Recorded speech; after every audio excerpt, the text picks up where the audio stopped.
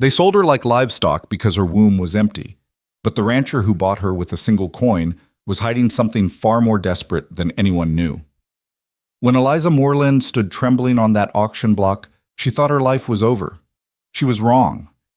What happened next in that dusty New Mexico town would change 5 broken children, 1 haunted widower, and 1 barren woman forever. Stay until the end and comment what city you're watching from. I want to see how far this story travels. The spring sun beat down mercilessly on Ash Ridge's town square, turning the packed dirt into a griddle that baked through the soles of every boot and shoe. Eliza Moreland stood on a wooden platform that had been hastily erected that morning, the same platform they use twice a year for livestock auctions. The irony wasn't lost on anyone, least of all Eliza herself. Her father, Gerald Moreland, stood beside her like a carnival barker, his voice carrying across the crowd with practiced ease. He'd been a horse trader before whiskey had stolen his steadiness, and he still knew how to work a crowd, even if that crowd was watching him sell his own daughter. "Gentlemen of Ash Ridge and beyond," Gerald's voice boomed, though there was a slight tremor beneath the bravado that only Eliza could detect. "Before you stands a woman of 22 years, educated by the Sisters of Mercy, skilled in all domestic arts. She can cook a meal fit for a governor, sew stitches finer than any tailor in Santa Fe, and she knows her place, which is to keep her mouth shut and her hands busy." A few men in the crowd chuckled. Eliza felt her cheeks burn, but she kept her eyes fixed on a point just above the horizon, where the Sangre de Cristo Mountains met the sky. Her mother had taught her that trick years ago, back when her mother still spoke to her, still acknowledged her existence. "Look beyond them, Eliza. Look to where they can't follow, and they can't touch you." But her mother's wisdom felt hollow now. Nothing could protect her from this, nothing except the mercy of whatever man might take pity on her enough to offer a price. "Now, I know what you're all thinking," Gerald continued, his voice taking on a conspiratorial tone as he leaned forward. "You're thinking, 'Gerald, why would a man like you be selling such a prize? What's wrong with her?'" The crowd murmured in agreement. This was the part they'd all been waiting for. In a town of 300 souls, there were no secrets, only different versions of the truth. Gerald straightened, his face arranging itself into an expression of practiced sorrow. "My daughter was married 3 years to Harold Pemberton, God rest his soul. A good man, a strong man, but the Lord saw fit to take him in a riding accident last autumn." Heads nodded. They all knew about Harold's death, thrown from his horse in a ravine, neck broken clean. Some whispered it had been suicide, that the shame of a barren wife had driven him to it. Others said he'd been drunk, like half the men in the territory. The truth, Eliza knew, was simpler and sadder. Harold had been a mediocre horseman who'd taken a trail too fast in fading light, and gravity had done the rest. "In those 3 years of marriage," Gerald continued, his voice dropping, "the Lord did not see fit to bless their union with children. The midwives confirmed it. The problem lies with her.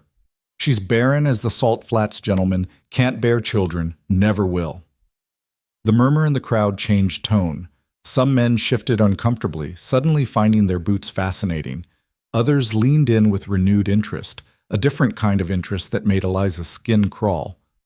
"But," Gerald raised his hand, silencing the whispers, "but she's healthy. She's young enough yet. And she's got skills that would make any household run smooth as clockwork. A man doesn't need sons from every woman under his roof. Maybe you've got children already. Maybe you've got a mother or sister who needs help. Maybe you just need someone to cook and clean and not complain about the life you offer her." He paused, letting his words sink in. Then he named his price. "I'm asking $50, that's all. $50 for a lifetime of service. A woman who will be grateful for whatever roof you put over her head, whatever food you see fit to provide. $50, gentlemen. Who'll start the bidding?" Silence fell over the square like a burial shroud. Eliza had known this moment was coming, had prepared herself for it all morning as her mother had braided her hair with rough, angry movements. But knowing and experiencing were 2 different things. The silence stretched and stretched, each second an eternity of humiliation. A cough from the back of the crowd. The creak of wagon wheels as someone shifted their weight. A baby crying in someone's arms, quickly shushed, but no bids. "Come now," Gerald said, his voice taking on a desperate edge. $40. That's a steal, gentlemen. $40 and she's yours tonight. Papers all legal, blessed by Father Martinez himself. More silence. Eliza could feel her father's desperation radiating beside her like heat from a stove. Her mother stood at the edge of the crowd, her face carved from stone, refusing to meet Eliza's eyes. Her younger brother, Thomas, was nowhere to be seen, probably hiding in the saloon, unable to watch this degradation of his sister. $30, Gerald said, his voice cracking now.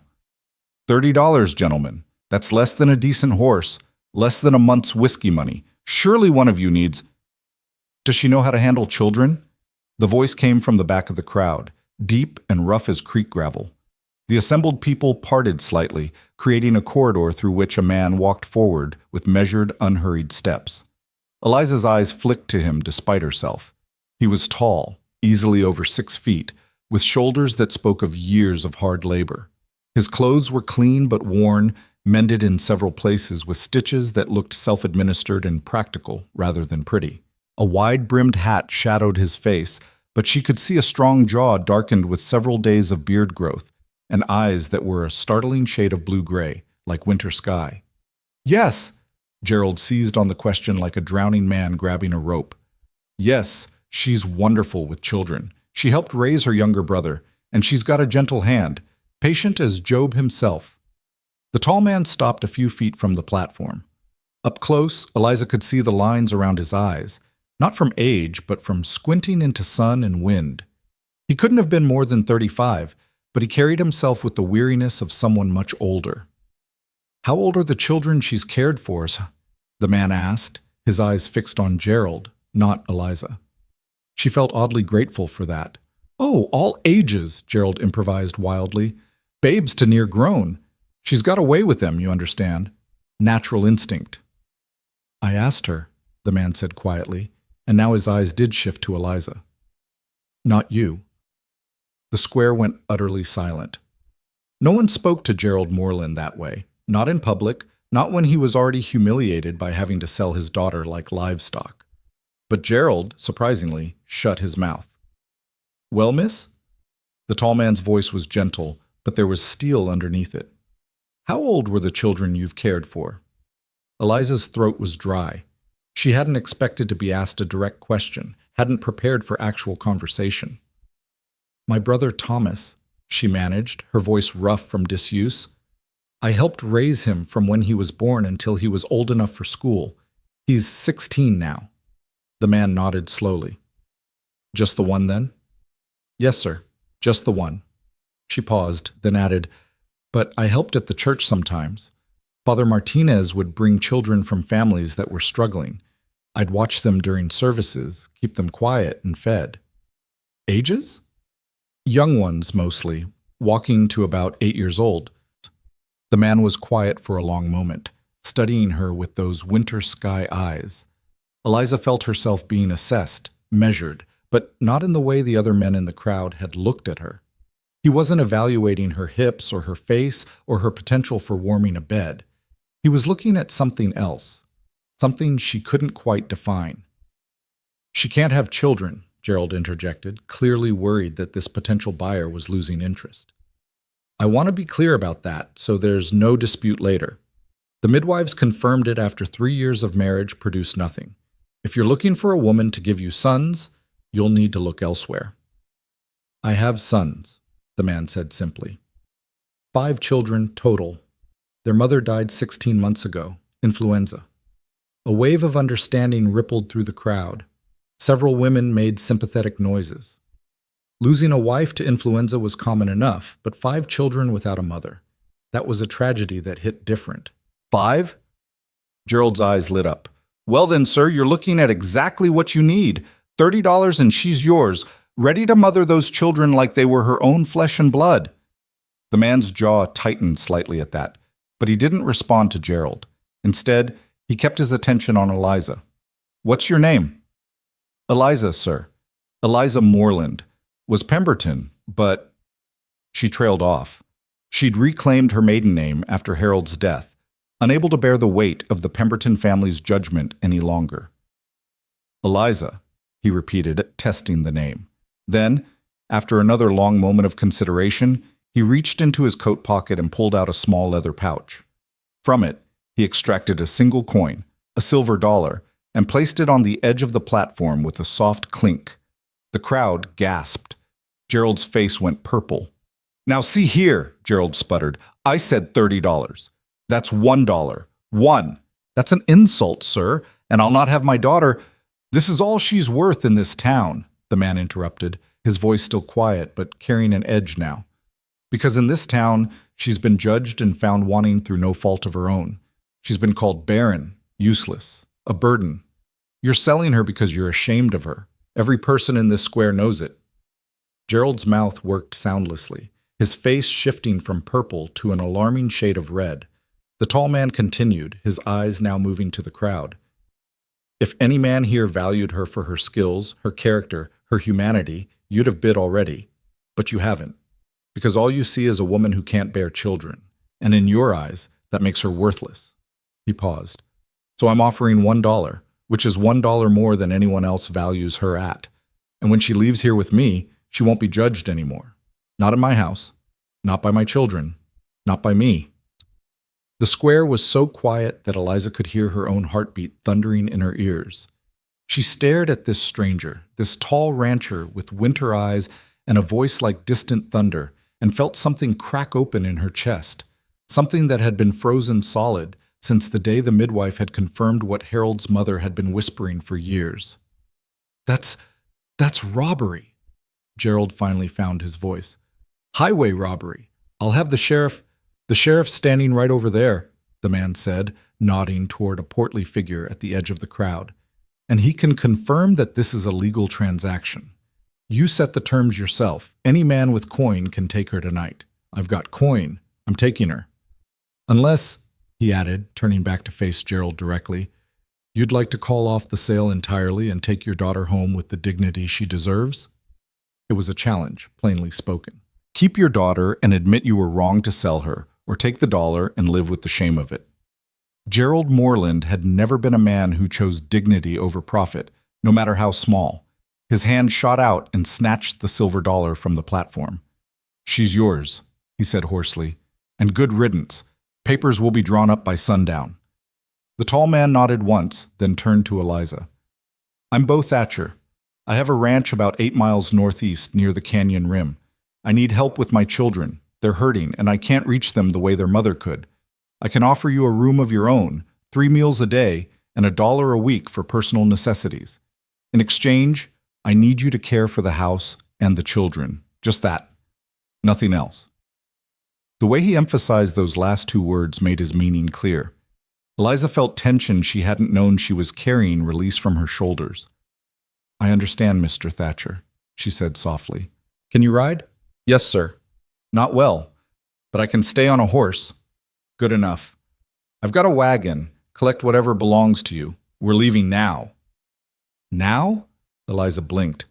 "But the papers—" "Will be delivered to my ranch when they're ready. I'm not leaving you here 1 minute longer than necessary." Bo Thatcher's voice was firm, brooking no argument.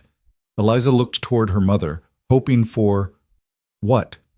A goodbye? A moment of reconciliation? But her mother had already turned away, disappearing into the crowd with her shoulders rigid and her head held high, as if she could walk away from the shame of this day through sheer force of will.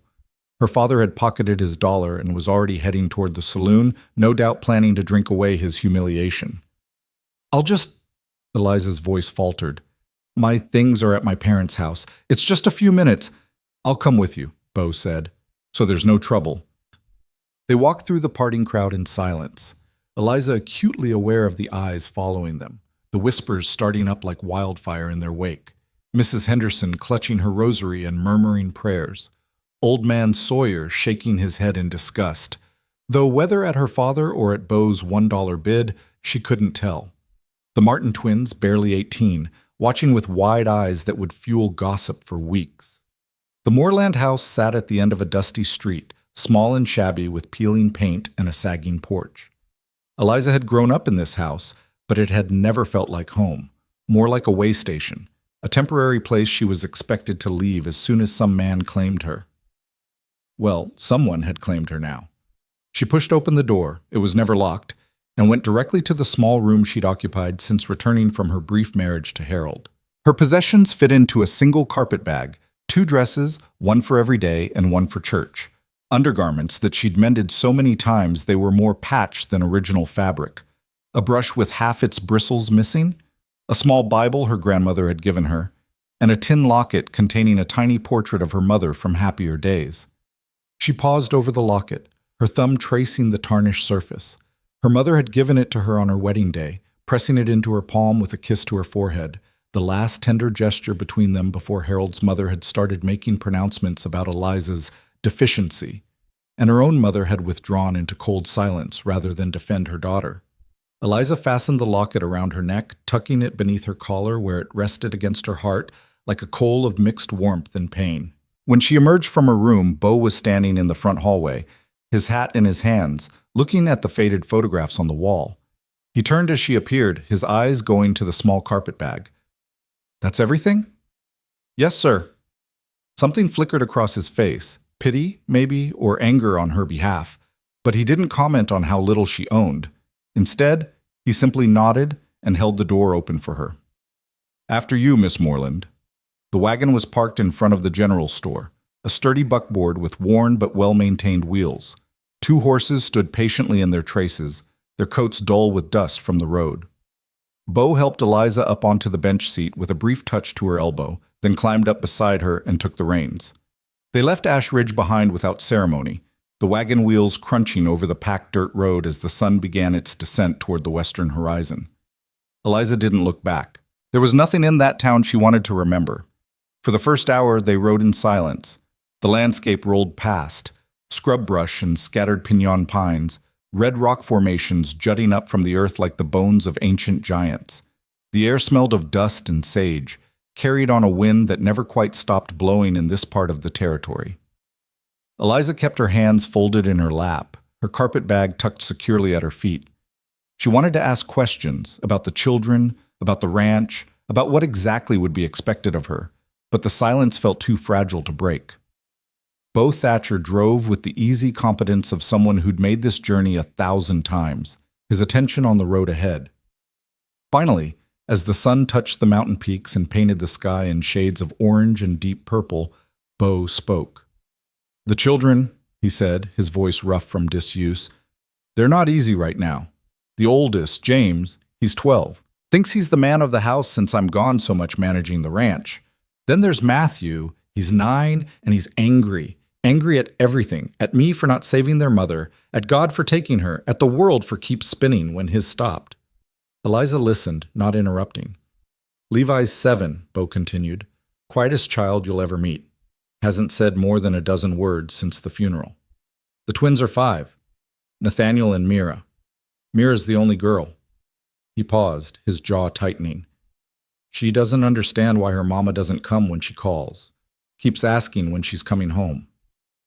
"And you tell her?" "The truth.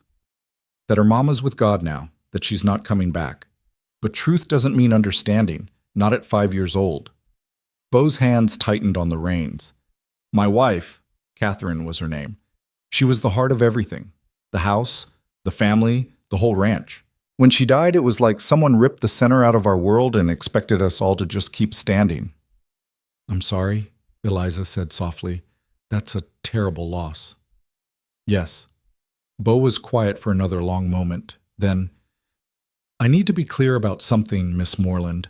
I didn't bring you to my ranch to replace Catherine. No one could do that. And I didn't bring you to be my wife. I'm not ready for that, may never be ready for it. I brought you because my children are drowning in grief, and I can't reach them. I'm not good with words, never have been. I can mend a fence, deliver a calf, break a horse, but I can't fix what's broken in my children's hearts." "I don't know if I can either," Eliza admitted. "I've never lost anyone the way they've lost their mother. I don't know if I'm capable of—" "I'm not asking you to fix them," Beau interrupted gently. "I'm just asking you to be there, to keep the house from falling apart, to make sure they eat and wash and sleep, to be a steady presence when everything else feels like it's crumbling. Can you do that?" Eliza thought about it, really thought about it. She'd spent the last year feeling like a failure, marked as defective by every person who'd known about her inability to conceive.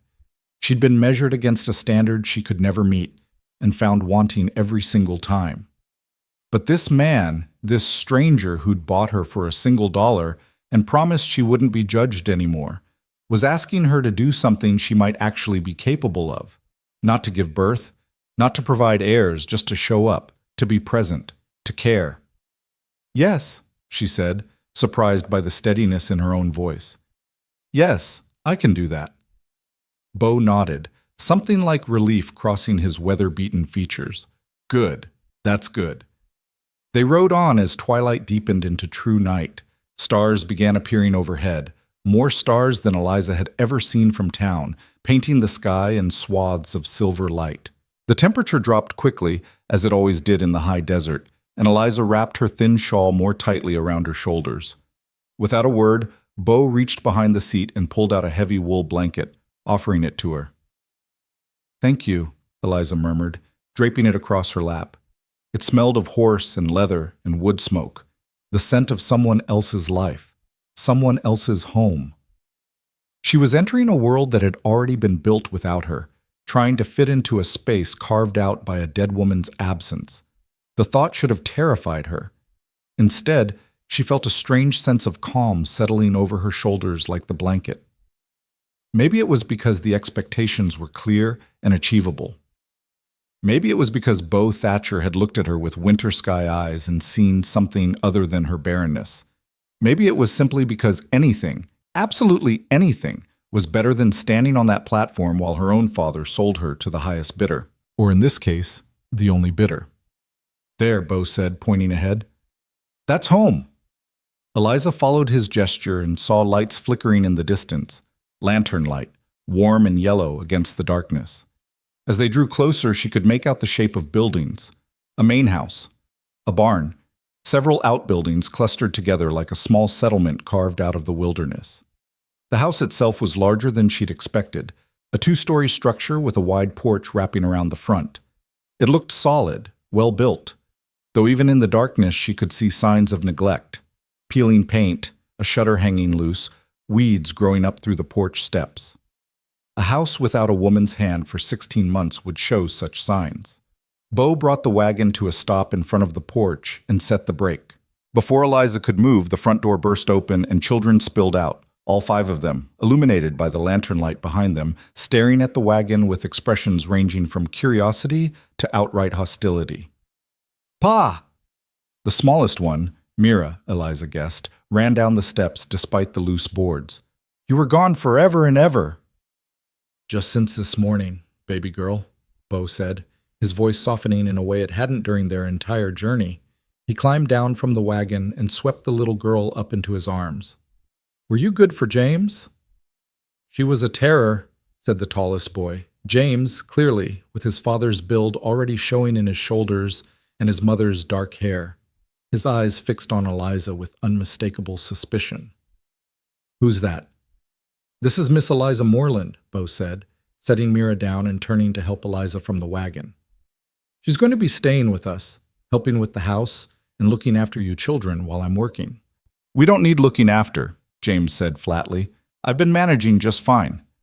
"You burned the biscuits again this morning," piped up one of the twins, a boy with a gap-toothed grin. "And you put salt in the coffee instead of sugar." "Shut up, Nathaniel." "Boys," Bo's voice carried a warning. "Mind your manners. Miss Moreland, these are my sons, James, Matthew, Levi, and Nathaniel, and this is Mira." Eliza climbed down from the wagon, clutching her carpet bag, and faced the children. James was scowling openly. Matthew, the 9-year-old, stood with his arms crossed, and his jaw set in a way that reminded her painfully of her own brother when he was angry. Levi, true to his father's description, watched her with enormous eyes, but said nothing. The twins stood together, Nathaniel curious and Mira partially hiding behind her brother. "Hello," Eliza said, unsure whether to smile or maintain a serious expression. "I'm pleased to meet you all."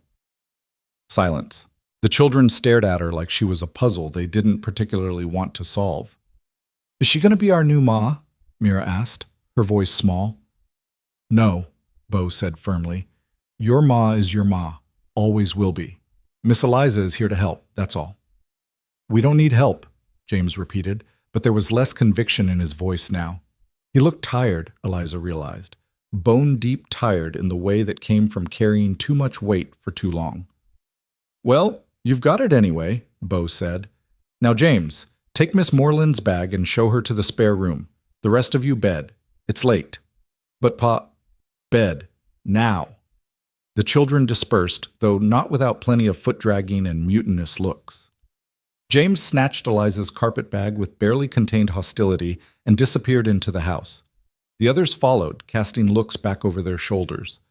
Bo waited until they were inside, then turned to Eliza. In the lantern light, his face looked haggard, older than it had in the harsh sun of Ash Ridge. "I'm sorry," he said quietly. "They're not usually this rude. They're just protecting themselves," Eliza finished. "I understand. I'm a stranger, coming into their home, into their mother's space. Of course they're suspicious." Bo looked at her for a long moment, something like surprise flickering in his winter sky eyes.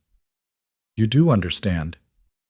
"I know what it's like to feel like the world is against you," Eliza said simply. "I know what it's like to build walls just to survive. Those children have walls I can't even see yet. But Mr. Thatcher, I meant what I said. I'll show up. I'll be here, whether they accept me or not." For the first time since she'd met him, Bo Thatcher smiled. It was a small smile, barely there, but it transformed his face from stern to almost gentle. "Come on," he said. "Let's get you settled." The interior of the house spoke of recent chaos and long-term neglect. Dishes were piled in the kitchen basin. Clothes hung haphazardly over chair backs. The floor needed sweeping, and dust coated every surface that wasn't in daily use. But underneath the disorder, Eliza could see the bones of a well-loved home. Handmade curtains, now faded. A dining table scarred with use but solidly built. Children's drawings pinned to the walls with careful placement. James was waiting at the top of the stairs, her carpet bag at his feet. "This is your room," he said shortly, pushing open a door. The room was small but clean, with a single window looking out over the front yard. A bed, a dresser, a washstand. Simple furnishings, but more than Eliza had expected. Someone, probably James, had made up the bed with sheets that smelled of sage and sunshine. "Thank you," Eliza said, meaning it. James's expression didn't soften. "My ma's things are in the attic. Pa couldn't bear to move them, so they're just sitting up there gathering dust. You're not to touch them. You're not to go in their bedroom, and you're not to think you can just walk in here and take her place, because you can't." Each word was like a small stone thrown with precision, meant to hurt. But Eliza had been hurt by experts, Harold's mother, her own parents, the whole town of Ash Ridge. A 12-year-old boy's anger, no matter how justified, couldn't touch her the way their judgment had. "I'm not here to take anyone's place, James," she said quietly. "I'm here to help, that's all." "We'll see," James said, and turned on his heel, leaving her alone in the small room with her carpet bag and her thoughts. Eliza sat on the edge of the bed, her hands trembling slightly now that she was finally alone. The enormity of what had happened today was beginning to sink in.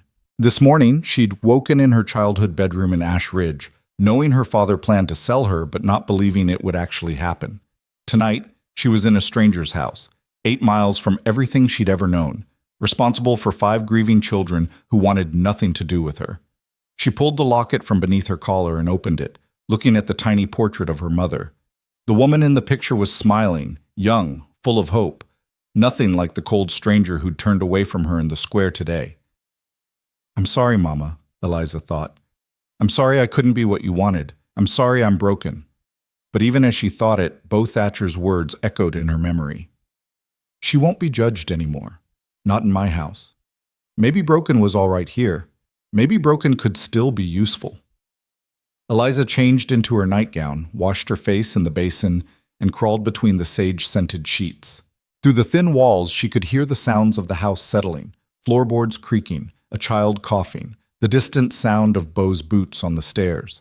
Tomorrow, she thought, she would begin the work of earning her place here. Tomorrow, she would face whatever challenges these children threw at her. Tomorrow, she would prove that a woman didn't need a working womb to have value. But tonight, alone in a strange room in a house full of grief, Eliza Moreland let herself cry for everything she'd lost and everything she might never have. She cried for her marriage, for her parents' love, for the children her body would never create. She cried for the woman she'd been expected to be and the woman she actually was. And somewhere in the depths of that grief, she found the smallest spark of something else. Not hope, exactly. Not yet, but possibility. The possibility that here, in this broken house with these broken children and this broken man, she might finally find a place where being broken was enough. Outside her window, the desert night sang with crickets and the distant howl of coyotes. The stars wheeled overhead in their ancient patterns, indifferent to human suffering, indifferent to human joy. And in the small room at the top of the stairs, Eliza Moreland closed her eyes and let exhaustion carry her into dreamless sleep. Tomorrow would come soon enough. Tomorrow, with all its trials and terrors and tiny mercies. Tomorrow, she would begin again. Dawn broke across the New Mexico territory with the subtlety of a hammer strike, all harsh light and immediate heat even in the early hours. Eliza woke to unfamiliar sounds, a rooster crowing somewhere close by, the lowing of cattle in the distance, and the unmistakable thunder of children's feet on wooden stairs. She sat up, momentarily disoriented by the strange room, the strange bed, the strange life she'd stepped into less than 12 hours ago. Her first instinct was to lie back down, to pull the covers over her head and pretend yesterday had been nothing more than a fever dream. But the sounds of the waking household wouldn't allow for cowardice. Eliza dressed quickly in her everyday dress, a faded calico that had seen better years, and braided her hair with fingers that still trembled slightly. Through the thin walls, she could hear voices raised in argument. "I told you to watch the stove, Matthew." "I did watch it. It's not my fault the pan was too hot." Everything's always someone else's fault with you, isn't it?" "Shut up, James. You're not Pa." "Boys, please." That last voice was smaller, younger, one of the twins, maybe. Eliza steeled herself and opened her door, stepping into the chaos that was apparently a normal Thatcher morning. The kitchen was a disaster of smoking pans, scattered flour, and 5 children in various states of dress and distress. James stood at the stove, wielding a spatula like a weapon, his face flushed with frustration and heat. Matthew sat at the table with his arms crossed, scowling at the world. Levi hovered near the window, watching everything with those enormous silent eyes. And the twins, both still in their nightclothes, were attempting to set the table with more enthusiasm than skill, resulting in forks scattered across the floor like autumn leaves. "Good morning," Eliza said, pitching her voice to carry over the commotion without shouting. 5 heads swiveled toward her. The room went abruptly, unnaturally quiet. "Pa's already out with the cattle," James said finally, his tone making it clear this was a warning, not just information. "He left before sunup. Said to tell you there's eggs in the coop, milk in the cold cellar, and flour in the pantry." "Thank you." Eliza moved into the kitchen, assessing the damage. Burned eggs in one pan, what looked like the remains of an attempted pancake in another. Coffee, boiling over on the back burner, filling the room with a bitter smell. "May I?" James stepped back from the stove with obvious relief masquerading as indifference. "Suit yourself." Eliza had learned to cook in her mother's kitchen under the strict tutelage of a woman who believed that proper food preparation was a woman's highest calling. She'd never particularly enjoyed it, but she knew her way around a stove. She removed the ruined pans, dumped the coffee, which was more sludge than beverage, and started fresh. The children watched her in silence, their expressions ranging from James's barely concealed hostility to Mira's wide-eyed curiosity. "Nathaniel, Mira," Eliza said as she measured coffee grounds, "could you pick up those forks and put them in the basin? We'll need to wash them before we use them." The twins looked at each other, then at James, clearly seeking permission. When he didn't object, they scurried to obey, treating it like a game to see who could collect the most forks. "Matthew," Eliza continued, finding eggs in a basket near the door, "would you mind fetching water from the pump? We'll need it for washing up." "Get it yourself," Matthew said, not moving from his chair. Eliza paused, an egg in each hand, and turned to look at the 9-year-old properly. His jaw was set, his eyes bright with challenge. This was a test, she realized. Push too hard and she'd lose him completely. Back down and she'd never earn his respect. "All right," she said mildly, turning back to her work. "I'll get it myself in a moment. Though I have to say, Your father struck me as the kind of man who raises children with better manners than that. It was a gamble, invoking Beau's authority when he wasn't present to back her up, but something in the boy's expression flickered. Shame, maybe, or the ghost of remembered lessons about courtesy. He stood up so abruptly his chair scraped across the floor. "Fine," he muttered, grabbing the water bucket and stalking out the back door. Small victory. Eliza allowed herself a mental note of it before cracking eggs into a bowl. Beside her, James was studiously ignoring her presence, but she could feel his attention tracking her every move. "Your mother must have been a wonderful cook," Eliza ventured, whisking the eggs with a fork. "This is a well-organized kitchen. Everything has its place."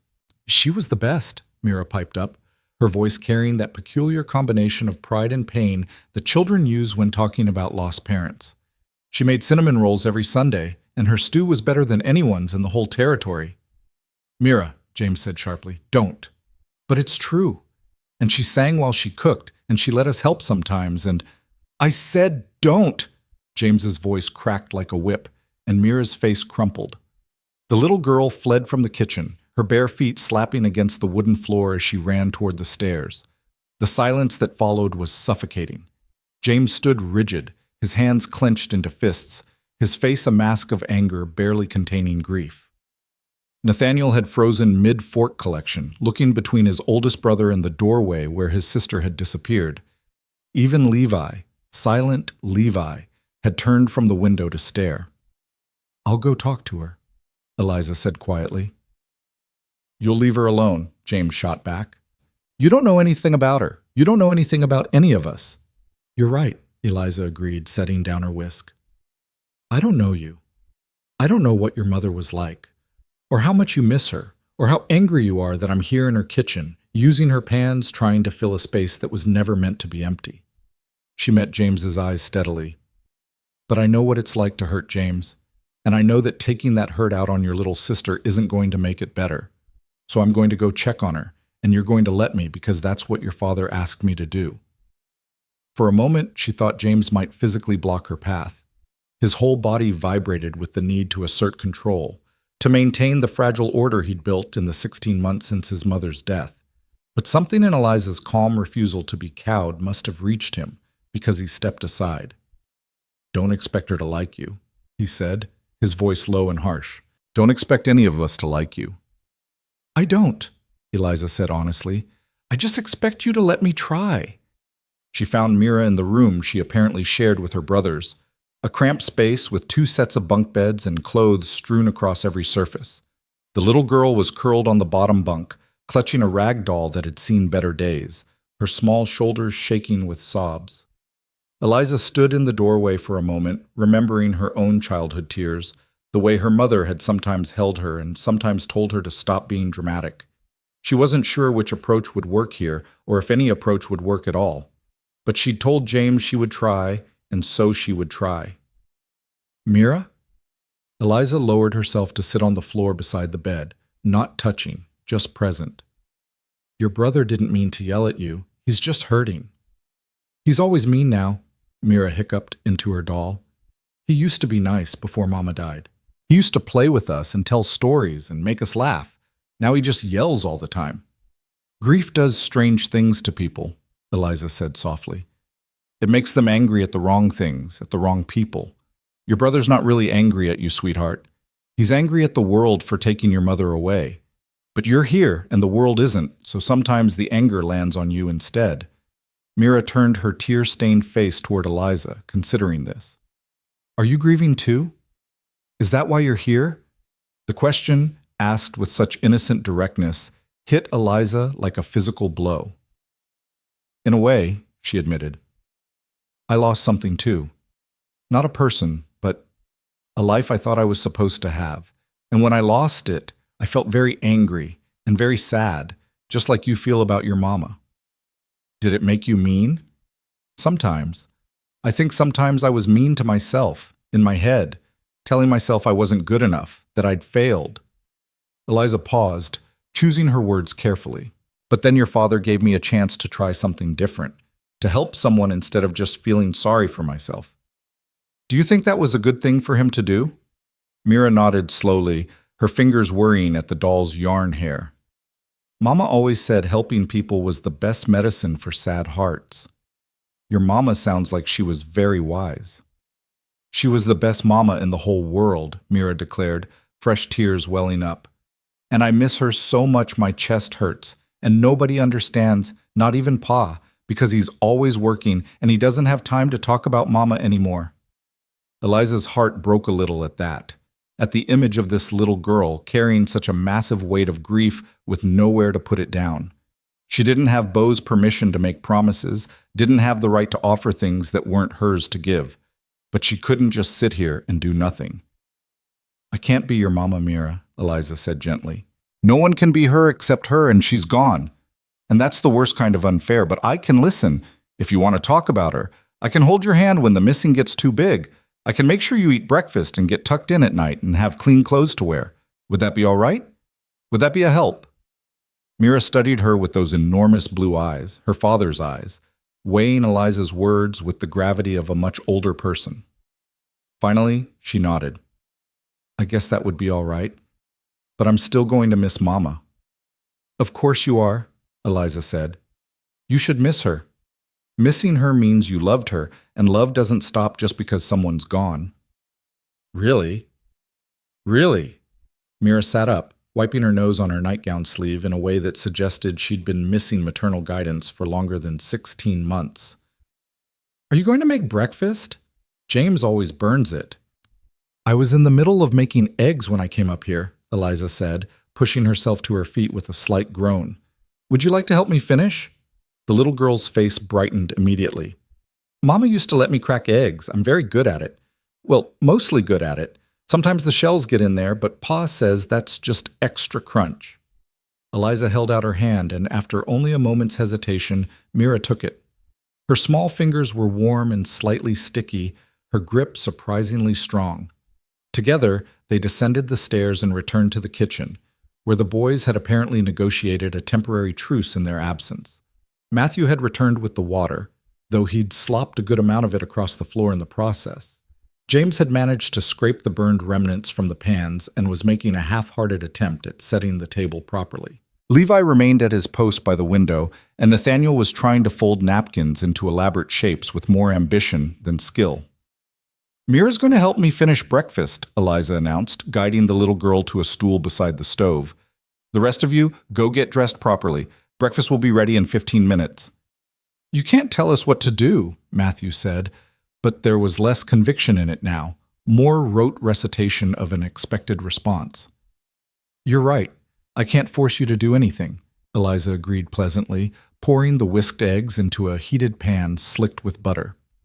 But I can choose not to serve breakfast to anyone who comes to the table in their nightclothes.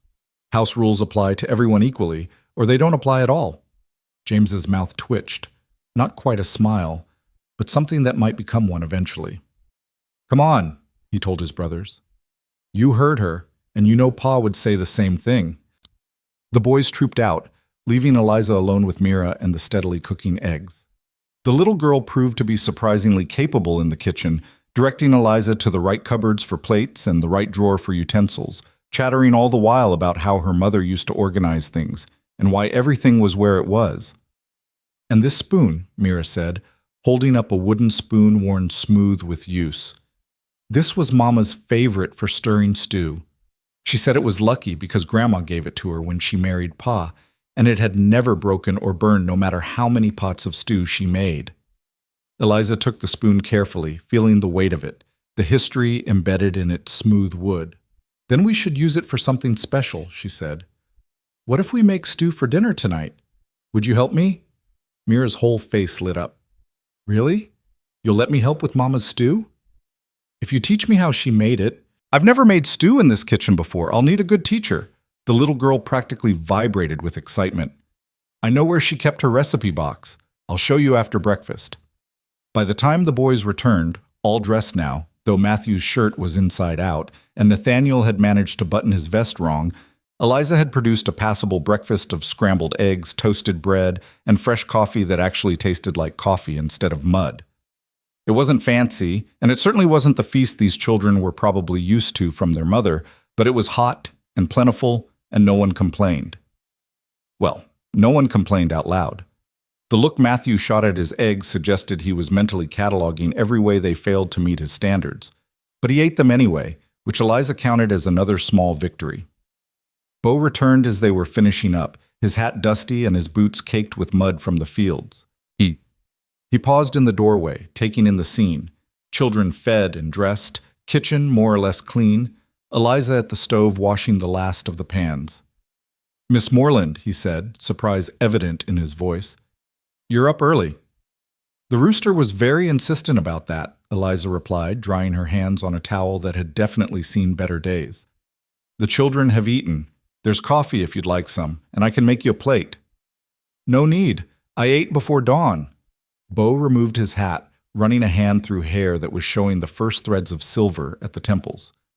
"But thank you. How did everything go?"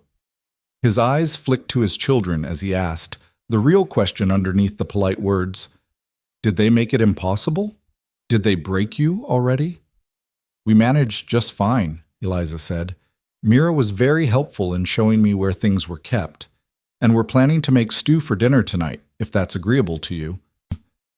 Something complicated crossed Bo's face at that. Pain, maybe, or memory. "Catherine's stew was always my favorite," he said quietly. "Then we'll do our best to make it as good as she did," Eliza said, meeting his eyes steadily. "Mira tells me her mother kept a recipe box." "In the pantry, top shelf." Bo was quiet for a moment, then seemed to shake himself. "I need to head back out. There's fence line that needs mending before the cattle find the weak spots. James, you're with me. Matthew, I need you to feed the chickens and collect eggs. Nathaniel, you're on mucking duty in the barn. Levi," he paused, looking at his quietest son, "help Miss Moreland with whatever she needs. Can you do that?" Levi nodded silently, his enormous eyes solemn. "And Mira, you help your brother and Miss Moreland. Mind your manners and do as you're told." Bo settled his hat back on his head and turned toward the door, then paused. "Miss Moreland, if you need anything, ring the bell on the back porch. 2 long rings means trouble. Otherwise, I'll be back for dinner." "We'll be fine," Eliza assured him, with more confidence than she felt. Bo studied her for another long moment, as if weighing whether to believe her, then nodded and headed out with James trailing behind him, the 12-year-old's shoulders already taking on the set of a man's burden. The rest of the morning passed in a blur of domestic activity. Eliza discovered that the Thatcher household was desperately in need of the kind of deep cleaning that only happened when someone cared enough to notice the details. 16 months of grieving men and children had left its mark, dust in the corners, stains on the floors, windows that hadn't been properly washed in seasons. But underneath the neglect, she found evidence of Catherine Thatcher's careful stewardship. Carefully mended curtains, hand-embroidered dish towels, a sampler on the wall that read, "Bless this home," in neat cross-stitch. Every sign of a woman who had loved this place, who had poured her heart into making it more than just a house. Eliza worked steadily through the chaos, teaching Mira and the reluctant Nathaniel how to properly sweep a floor, how to dust without just moving the dirt from one place to another, how to shake out rugs and hang them to air. Levi shadowed them silently, occasionally picking up dropped items or moving furniture without being asked, his contribution wordless but appreciated. Matthew finished his chicken duties and disappeared to sulk somewhere. Eliza didn't press it. The boy needed space to feel whatever he was feeling, and she wasn't going to chase him down like a truant. By noon, the main room looked almost civilized. Eliza stood in the center of it, hands on her hips, surveying their work. The floors gleamed, the windows let in actual sunlight instead of filtered murk, and the air smelled of lemon oil and soap instead of stale grief. "It looks like it used to," Mira said softly, standing beside her. "When Mama was here." "Your Mama had good taste," Eliza said, "and she took care of things. We're just continuing what she started." Lunch was a simple affair of bread and cheese and apples from the cold cellar, eaten around the table with considerably less tension than breakfast had held. Even Matthew showed up, though he sat as far from Eliza as possible and refused to make eye contact. After lunch, Eliza sent the children outside to play, or in Matthew's case, to brood somewhere in the fresh air instead of inside, and set about tackling the stew. Catherine Thatcher's recipe box was exactly where Beau had said it would be. A carefully crafted wooden container with her initials carved into the lid. Opening it felt invasive, like reading someone's diary. These were Catherine's recipes, written in her own hand, splattered with years of cooking stains and kitchen accidents. Each card was a piece of her life, her knowledge passed down through ink and paper. The stew recipe was near the front, written in careful script. Mother Thatcher's beef stew. Use the tough cuts, they taste better. Don't rush the browning. Let it simmer until the meat falls apart. Add love and patience in equal measure. That last line made Eliza's throat tight. She could almost see Catherine standing at this stove, writing those words, believing that love and patience were ingredients that mattered as much as beef and carrots. Can I help? Mira had appeared at her elbow, quiet as a cat. Of course, Eliza said, swallowing past the emotion. You can be my assistant chef. First thing we need is meat from the cold cellar. Think you can show me where that is? Together, they gathered ingredients. Tough beef that needed slow cooking, potatoes from the root cellar, carrots and onions, herbs from the dried bundles hanging in the pantry. Mira narrated her mother's methods as they worked, her small voice carrying the weight of precious memories. Mama always sang when she cut up vegetables, Mira offered, watching Eliza chop onions. Said it made the time go faster and the food taste better. What did she sing? All kinds of things, church hymns sometimes, but mostly this one song about a mockingbird. I don't remember all the words, but it went like this. Mira hummed a few bars of a melody that was probably Hush Little Baby, her pitch uncertain but her enthusiasm absolute. Eliza found herself humming along, then quietly singing the words she remembered from her own childhood. Her voice was nothing special, serviceable but plain, but it filled the kitchen with something other than silence and grief. By the time Beau and James returned, dusty and tired from their fence mending, the house smelled like home, like beef and herbs and fresh-baked biscuits, like effort and care, and the beginnings of healing. Beau stood in the doorway again, but this time his expression was different. Not surprise, but something deeper, something that looked almost like pain. Pa? James touched his father's arm. You all right? Fine, Beau said hoarsely. Just smells like it used to, that's all. He didn't say more, just moved to wash up at the basin. But Eliza saw the way his hand shook slightly as he worked the pump, the way he kept his face turned away from his children so they wouldn't see whatever emotion was threatening to unmoor him. Dinner was a quiet affair, tension threaded through every bite. The stew was good, not perfect, but good, and the children ate with the kind of focus that suggested they'd been half-starved for this particular comfort food. Even Matthew managed 3 helpings, though he still refused to acknowledge Eliza directly. This is just like Mama's, Mira announced happily. Miss Eliza made it from Mama's recipe, and I helped. It's very good, Beau said, his voice carefully neutral. Thank you, Miss Moreland. Mira did most of the work, Eliza demurred. She knew exactly how her mother made it. I just followed instructions. James looked up at that, something shifting in his expression. Not acceptance, not yet, but maybe the first crack in his armor. You used Ma's recipe box? With your father's permission, yes. Eliza met the boy's eyes. Your mother's recipes are treasures, James. They deserve to be used, to keep feeding this family the way she would have wanted. I hope that's all right. James didn't answer immediately, turning the question over in his mind. Finally, he nodded once. Yeah, I guess that's all right. Ma wouldn't want all her recipes just sitting there gathering dust. It was the first thing approaching approval James had offered, and Eliza accepted it for the gift it was. After dinner, the children scattered to their evening routines, James to help his father with final chores, Matthew to wherever he went to be alone with his anger, the younger ones to play in the fading light. Eliza cleaned up the kitchen, her hands moving through the familiar rhythm of washing and drying and putting away. She was elbow-deep in soapy water when Levi appeared at her side, so quiet she hadn't heard him approach. He held out a tin cup with both hands, offering it like a sacred object. Eliza dried her hands and took the cup, examining it. It was dented, clearly well used with no particular distinction except for the fact that a small flower had been scratched into the metal. Amateur work, probably done with a nail. Did you want me to wash this? She asked gently. Levi shook his head. Then, in a voice so soft she had to strain to hear it, "For you, Mama's cup. She'd want you to have it." The words, coming from this silent child who hadn't said more than a dozen words since his mother's funeral, hit Eliza like a thunderclap. She knelt down, bringing herself to Levi's eye level, the cup cradled in her palms. "Levi, this is precious. Are you sure?" He nodded, his eyes enormous and solemn. Then, even softer, "You're nice to Mira. Mama would like that."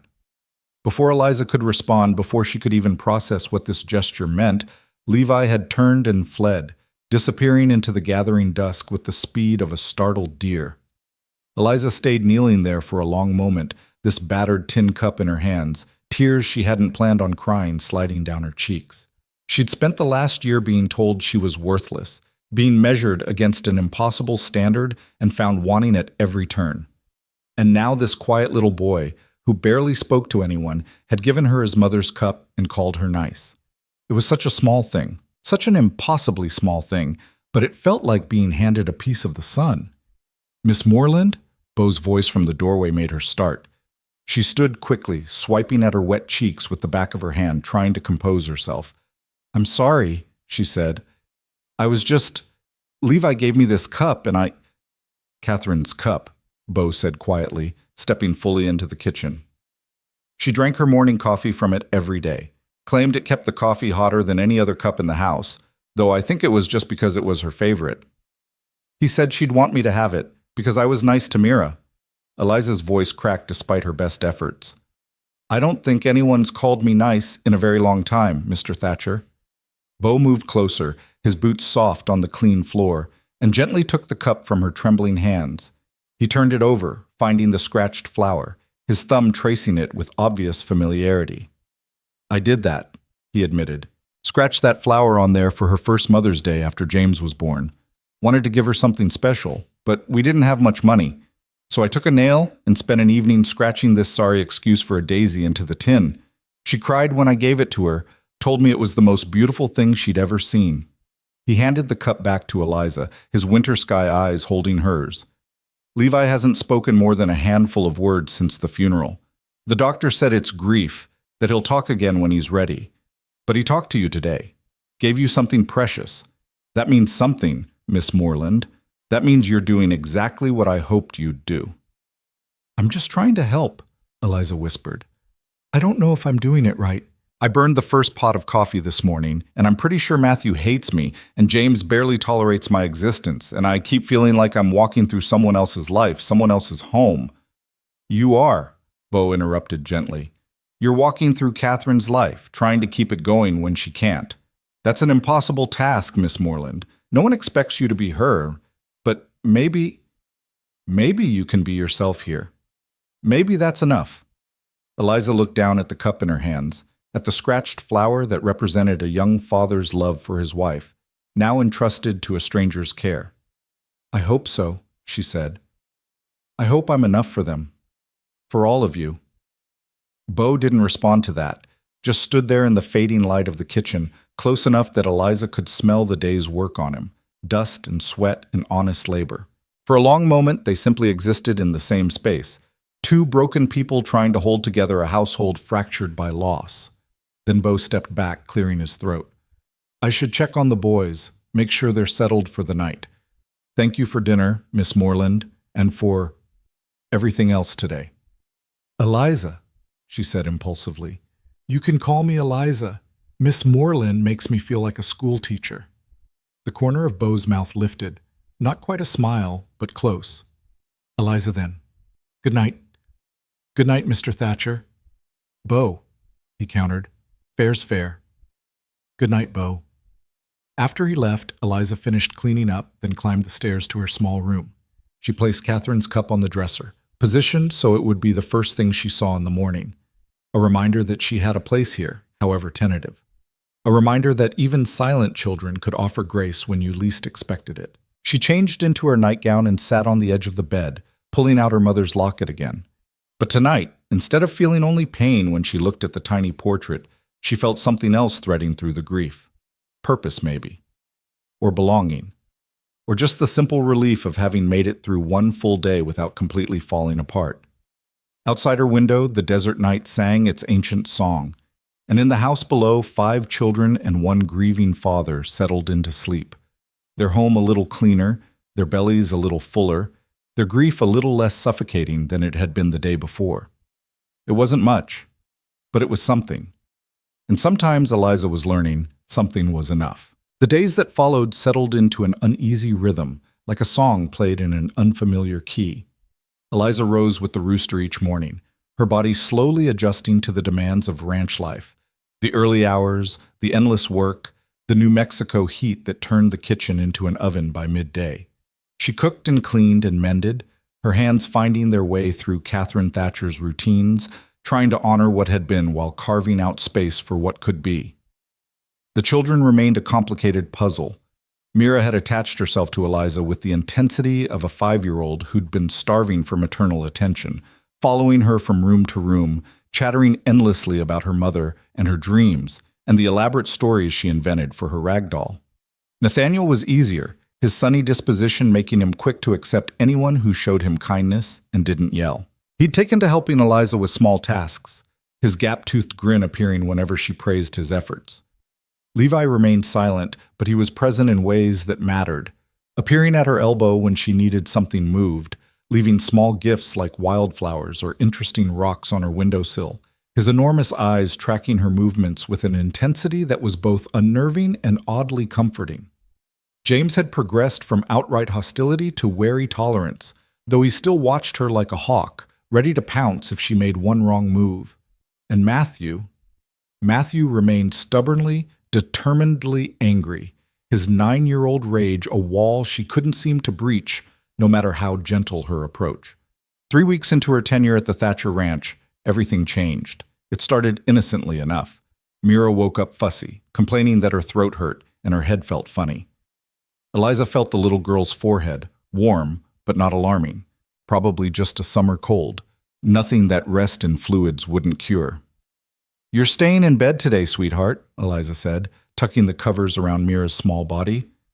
"I'll bring you some tea with honey, and you can rest while your brothers do their chores." "But I wanted to help you make bread," Mira protested weakly, her voice already taking on that raspy quality that came with illness. "The bread will wait. You can't help me if you're sick." Eliza smoothed the damp hair back from Mira's forehead. "Close your eyes now. I'll check on you in a little while." By noon, Mira's condition had worsened. The mild fever had spiked into something more serious, her small body burning hot to the touch, despite the cool cloths Eliza kept applying. The little girl drifted in and out of consciousness, mumbling nonsense about her mother and the chickens and whether the sky was supposed to be that color. "I need to get your father," Eliza told James, trying to keep the panic out of her voice. "Can you ride out to the north pasture where he's working?" James's face had gone pale, his earlier swagger replaced by raw fear. Is it like when Ma—" "No," Eliza said firmly, though she wasn't sure she believed it herself. "It's not like that. But she needs her father, and she needs the doctor. Can you fetch your father while I send Matthew to town for Doc Morrison?" James nodded mutely and bolted for the door, running toward the barn with the desperate speed of a child trying to outrun his worst nightmare. Matthew, when told he needed to ride to town, just stared at her with those angry eyes. "Why should I do what you say?" "Because your sister is very sick," Eliza said, her patience finally cracking under the weight of fear and exhaustion. "Because I can't leave her to ride for the doctor myself. Because, despite the fact that you've spent 3 weeks treating me like I'm your enemy, I know you love Mira. So please, Matthew, please ride to town and bring back Doc Morrison." Something in her voice, the desperation maybe, or the fact that she'd finally acknowledged his hostility directly, got through to him. Without another word, he ran for the barn, and minutes later, Eliza heard the thunder of hoofbeats as he raced toward Ash Ridge. That left her alone with Mira, Levi, and Nathaniel. The twins had understood enough to know something was very wrong, their usual energy subdued into worried stillness. "Levi," Eliza said, "I need you to pump fresh water and bring it up here, as much as you can carry. Nathaniel, go to the root cellar and bring me any herbs you can find. Dried mint, chamomile, anything that looks like it might be for tea." The boys scattered to their tasks, leaving Eliza alone with the feverish child. Mira's breathing had turned ragged, each breath a labored effort, Her skin was dry and burning, her lips cracked despite Eliza's attempts to get her to drink. "Please," Eliza whispered, pressing another cool cloth to Mira's forehead. "Please don't take this child. She's already lost her mother. Don't make her brothers lose her too." She didn't know who she was praying to. She'd never been particularly religious, her faith tested and found wanting during the long, barren years of her marriage. But in this moment, with this little girl burning up in her arms, she would beg anyone, anything, for help. Levi returned with water, his eyes huge and frightened. Nathaniel brought an armful of dried herbs, some of which Eliza recognized, and some she didn't. She made a tea from chamomile and mint, sweetening it with honey, and tried to coax Mira into drinking. "Come on, sweetheart," she murmured, supporting Mira's head while holding the cup to her cracked lips. "Just a few sips. That's all I need. Just a few sips." Mira managed 2 swallows before turning her head away, whimpering. Time became elastic, stretching and compressing in ways that defied logic. Minutes felt like hours. The sun crawled across the sky with agonizing slowness. Eliza kept working, cool cloths, fresh water, attempts to get liquids into Mira's body. Levi and Nathaniel hovered nearby, too frightened to leave but too helpless to do anything useful. When Bo finally burst through the door, his face was a mask of controlled terror. Behind him came James, and behind James came Matthew, with Doc Morrison, a grizzled man in his 60s who'd seen every kind of illness the territory had to offer.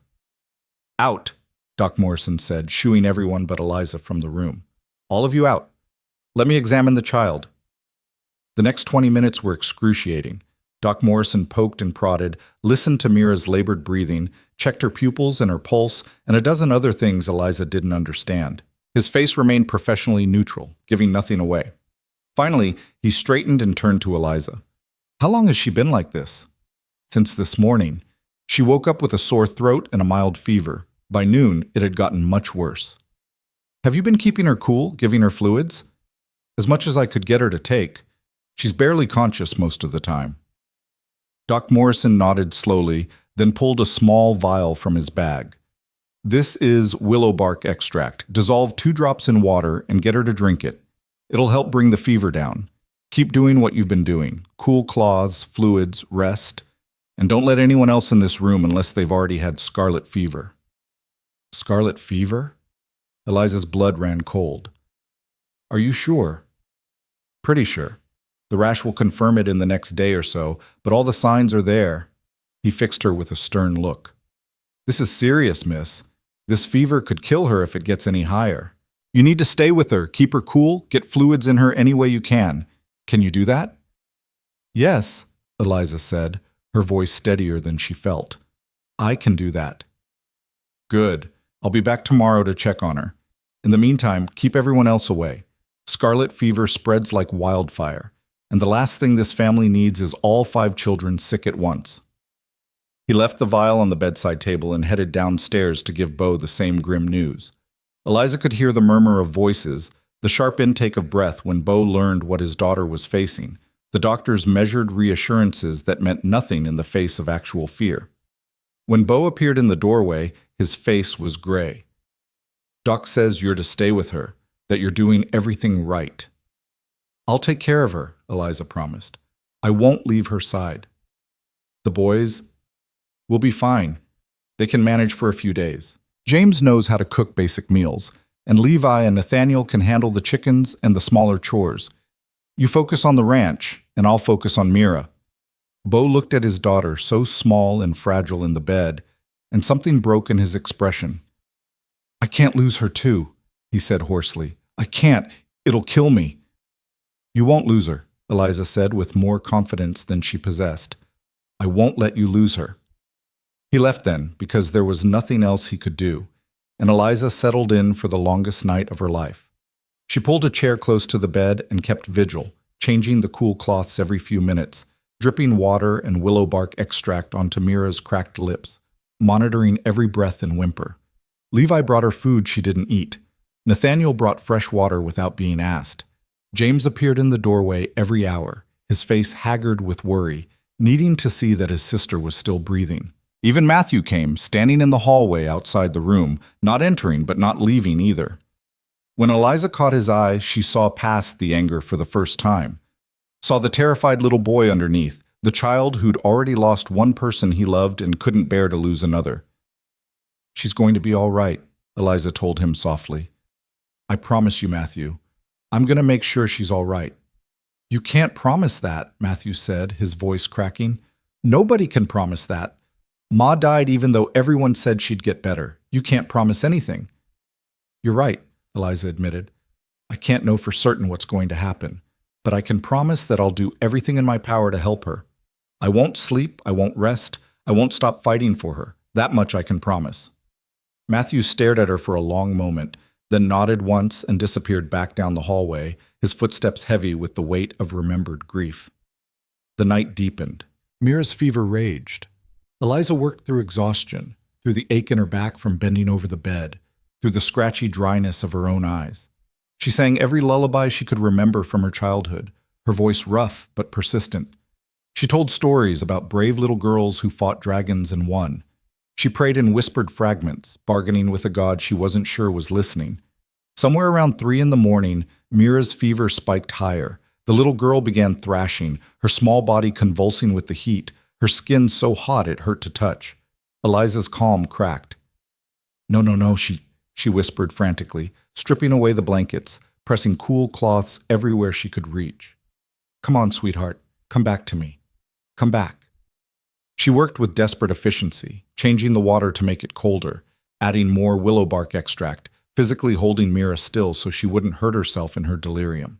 Tears streamed down her face, unchecked as she worked, her hands moving on instinct while her mind screamed prayers and pleas into the darkness. "You can't have her," Eliza said fiercely to the empty room, to whatever force decided who lived and who died. "I don't care what you took from me. I don't care that my body couldn't give life. I'm giving it now. I'm choosing this child, this life, this moment, and you can't have her." Time lost all meaning. There was only Mira's burning skin and Eliza's cool cloths, only the ragged breathing and the whispered prayers, only the endless battle between fever and will. And then, just as the first gray light of dawn began seeping through the window, something shifted. Mira's thrashing slowed. Her breathing, while still labored, became more regular. Eliza pressed her palm to the child's forehead and felt not coolness, not yet, but less heat. The fever was breaking. "That's it," Eliza whispered, exhausted tears falling faster now. "That's my girl. Come back to us. Come on back." As the sun rose over the New Mexico desert, painting the sky in shades of gold and pink, Mira's eyes fluttered open. They were glassy and unfocused, but they were open.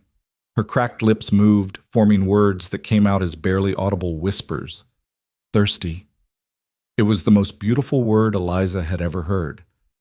"Yes, sweetheart, yes, I'll get you water." Eliza's hand shook as she poured fresh water, adding a drop of honey for sweetness. She supported Mira's head with infinite gentleness and helped her drink. The little girl managed 3 sips before turning her head away with a soft whimper. But it was enough. It was progress. It was life choosing to stay instead of slip away. "More later," Eliza promised, setting the cup aside. "Rest now. You're going to be all right." "Mama?" Mira's voice was confused, her eyes struggling to focus. Eliza's heart clenched. "No, sweetheart. It's Miss Eliza. Your mama's still with God, remember? But I'm here. I'm right here, and I'm not going anywhere." Mira's face crumpled, fresh tears leaking from the corners of her eyes. "Want Mama?"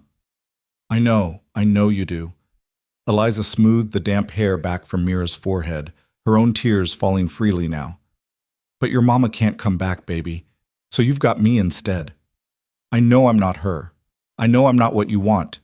But I'm here, and I love you, and I'm so very glad you decided to stay with us."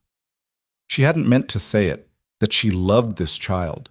It had slipped out in her exhaustion, a truth she hadn't even acknowledged to herself.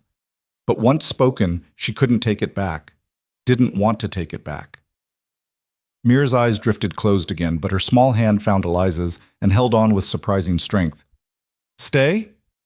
"Always," Eliza promised. "I'll stay always."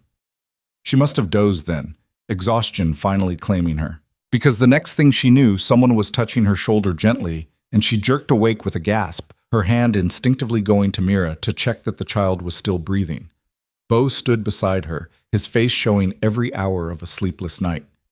"Doc Morrison's here," he said quietly. "Came at first light like he promised. How is she?" "Fever broke about an hour ago," Eliza said, her voice hoarse from disuse and emotion. She woke up, asked for water, managed a few sips. I think she's going to be all right."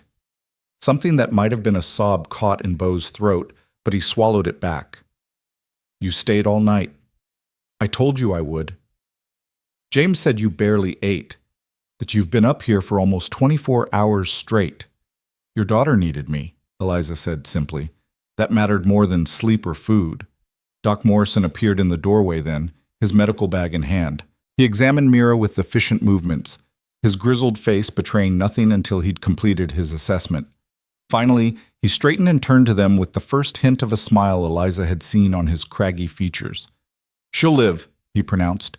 "Fever's broken, which is the biggest hurdle. She'll need rest for the next week or so, light foods, plenty of fluids.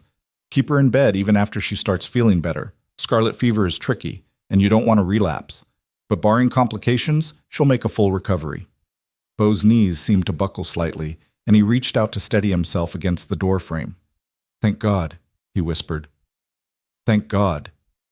"Thank Miss Moreland here," Doc Morrison said, packing up his instruments. "Most folks wouldn't have known what to do, or wouldn't have had the stamina to do it for so long. She saved your daughter's life, Mr. Thatcher. No question about it." He left them with instructions and another vial of willow bark extract, warning them to watch for the telltale rash that would confirm his scarlet fever diagnosis. After he'd gone, Bo and Eliza stood on either side of Mira's bed, watching the little girl sleep peacefully for the first time in 24 hours. "I don't know how to thank you," Bo said finally, his voice thick with emotion he was trying hard to control. "There aren't words big enough for what you did."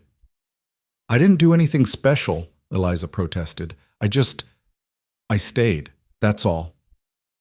"That's everything," Bo corrected.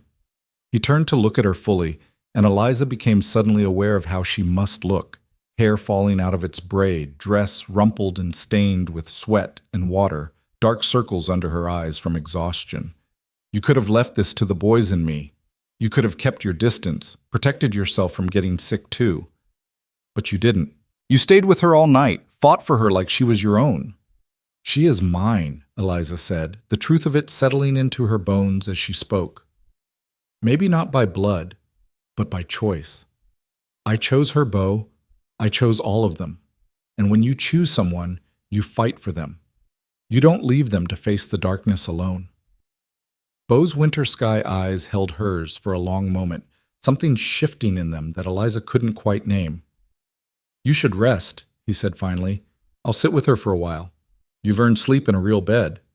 Eliza wanted to argue, wanted to insist she needed to stay, but her body betrayed her with a massive yawn. "Just a few hours," she conceded. "Wake me if she needs anything." "I will." Eliza stumbled to her room and fell onto the bed still fully clothed, asleep before her head properly hit the pillow. She dreamed of fever and darkness and a little girl's hand holding hers with desperate strength. When she woke, the sun was high, and the house was filled with the smell of cooking food. She rose groggily, splashed water on her face, and made her way downstairs to find the kitchen full of activity. James stood at the stove, attempting something that might have been soup. Nathaniel was setting the table with exaggerated care, his tongue poking out between his teeth in concentration. Levi was sweeping the floor with methodical precision, and Matthew was peeling potatoes at the table, his movements angry but efficient. They all looked up when she appeared, and for a moment no one spoke. Then Nathaniel ran to her, throwing his arms around her waist with enough force to nearly knock her over. "You saved Mira," he declared. "Doc Morrison said you saved her life." "We all helped," Eliza said, steadying herself. "You boys kept the house running while I was upstairs. That mattered too." "But you stayed with her all night," James said, not turning from his soup. "You didn't sleep. You didn't eat. You just stayed." There was something different in his voice now. The hostility had burned away, leaving something raw and honest underneath. Respect, maybe. or the beginnings of trust. Of course I stayed, Eliza said. She needed someone. Ma would have stayed too, James said quietly. Ma would have done exactly what you did. It was the highest compliment he could have given her, and they both knew it. Eliza's throat tightened with emotion. Thank you, James. That means more than you know. Even Matthew looked up from his potatoes then, his angry mask slipping just enough to show the confused, hurting boy underneath. You really meant it, he said, his voice uncertain. When you said you'd fight for her, you really meant it. Yes, Eliza said simply. I meant it. And I mean it about all of you. You're my children now, whether you like it or not. I'll fight for every single one of you. Matthew's hand stilled on the potato he'd been peeling. For a long moment, he just stared at her, working through something complex in his 9-year-old mind. Then, so quietly, she almost missed it. Thank you. It was the first kind thing he'd said to her in 3 weeks. Eliza felt tears prick at her eyes again. Apparently exhaustion had left her defenses weak, but she blinked them back. You're welcome, Matthew. Now, who's hungry? Because I smell something burning. James yelped and spun back to his soup, which had indeed begun to scorch on the bottom. The moment of emotional intensity broke into organized chaos as everyone scrambled to save lunch. But something had shifted. Some invisible line had been crossed, and they all felt it. Over the next week, as Mira slowly recovered her strength, the household found a new rhythm. James stopped watching Eliza with suspicion and started actually asking her questions about cooking, about his mother's recipes, about whether she thought a certain shirt was clean enough or needed rewashing. Nathaniel appointed himself her shadow, following her everywhere and narrating her activities like she was the most fascinating person he'd ever met. Levi's gifts increased. More flowers, more interesting rocks, and once a perfectly symmetrical bird's feather that he placed on her pillow with the reverence of someone offering treasure. And Matthew slowly, gradually let his walls come down. It started with small things, passing her the salt at dinner without being asked, offering to carry water from the pump, not scowling quite so fiercely when she asked him to do chores. By the end of the week, he'd actually smiled at something she said, a quick flash of expression that he'd tried to hide but hadn't quite managed. On the 8th day after Mira's fever broke, the little girl was finally well enough to come downstairs for dinner.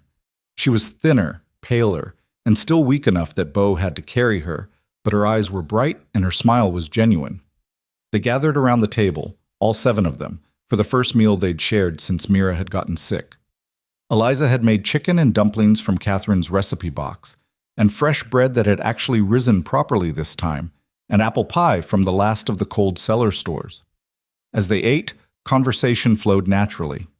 The boys talking about their chores, Mira chattering about all the things she'd missed while sick, Beau quietly listening to his children with an expression of profound relief. Eliza watched them all, these people who'd become hers through circumstance and choice, and felt something loosen in her chest.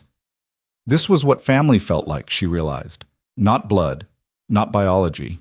Just people who showed up for each other, who fought for each other, who chose to stay even when staying was hard. Miss Eliza? Mira's small voice cut through the conversation. Can I ask you something? Of course, sweetheart. When I was really sick and I woke up for a little bit, you said you loved me. Did you mean it?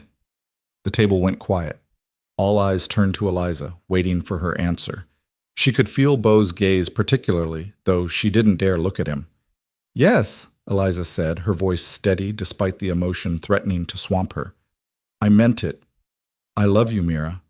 I love all of you. Even me? Matthew asked, his voice small. Even though I was mean to you? Even you, Eliza confirmed.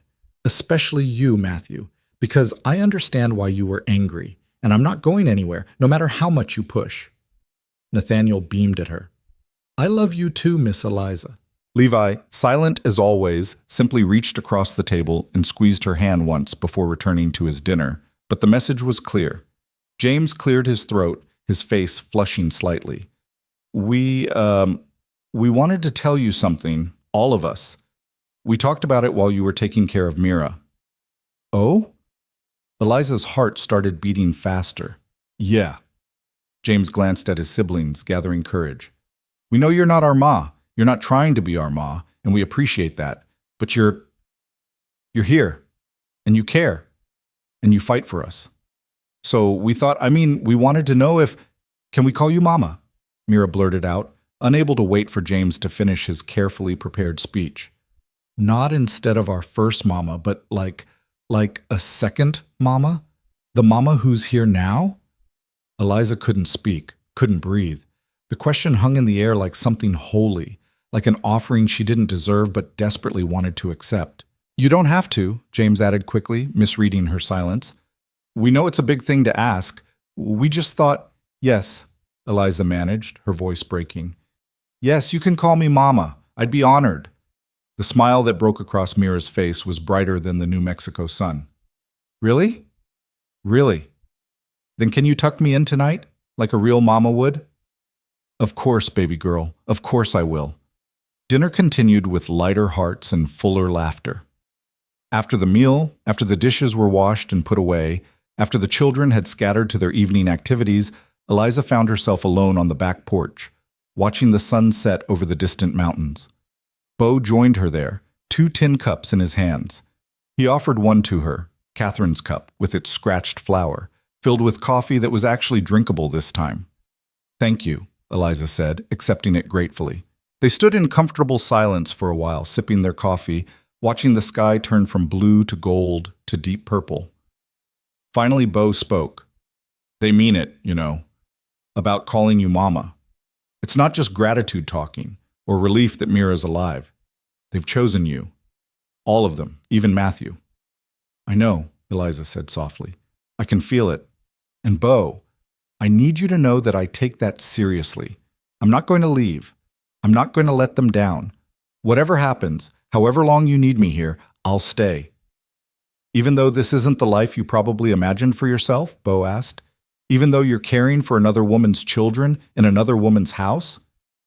This is better than any life I imagined, Eliza said honestly. In my old life, I was broken, defective, worth $1 silver in a public square. Here, I'm needed. I matter. I get to love children who love me back, who chose me not because I could give them life, but because I chose to stay when staying was hard. That's more than I ever thought I'd have. Bo turned to look at her fully, his winter sky eyes reflecting the last of the sunset. You're not defective, Eliza. You never were. Anyone who told you that was a fool. My body can't. Your body isn't what makes you valuable, Bo interrupted gently. Your heart is. Your courage is. The fact that you stayed awake for 24 hours straight fighting for a child who wasn't even yours by blood, that's what makes you valuable. Catherine would have... His voice caught, and he had to pause to collect himself. Catherine would have loved you, would have called you sister, would have been grateful beyond words that her children found you when they needed someone most. Eliza's tears fell freely now, running down her cheeks unchecked. I wish I could have known her. She's here, Bo said, gesturing to the house behind them. In her recipes, in her children, in the way this home was built with love. You're not erasing her, Eliza. You're honoring her, keeping her alive through the life you're giving her children.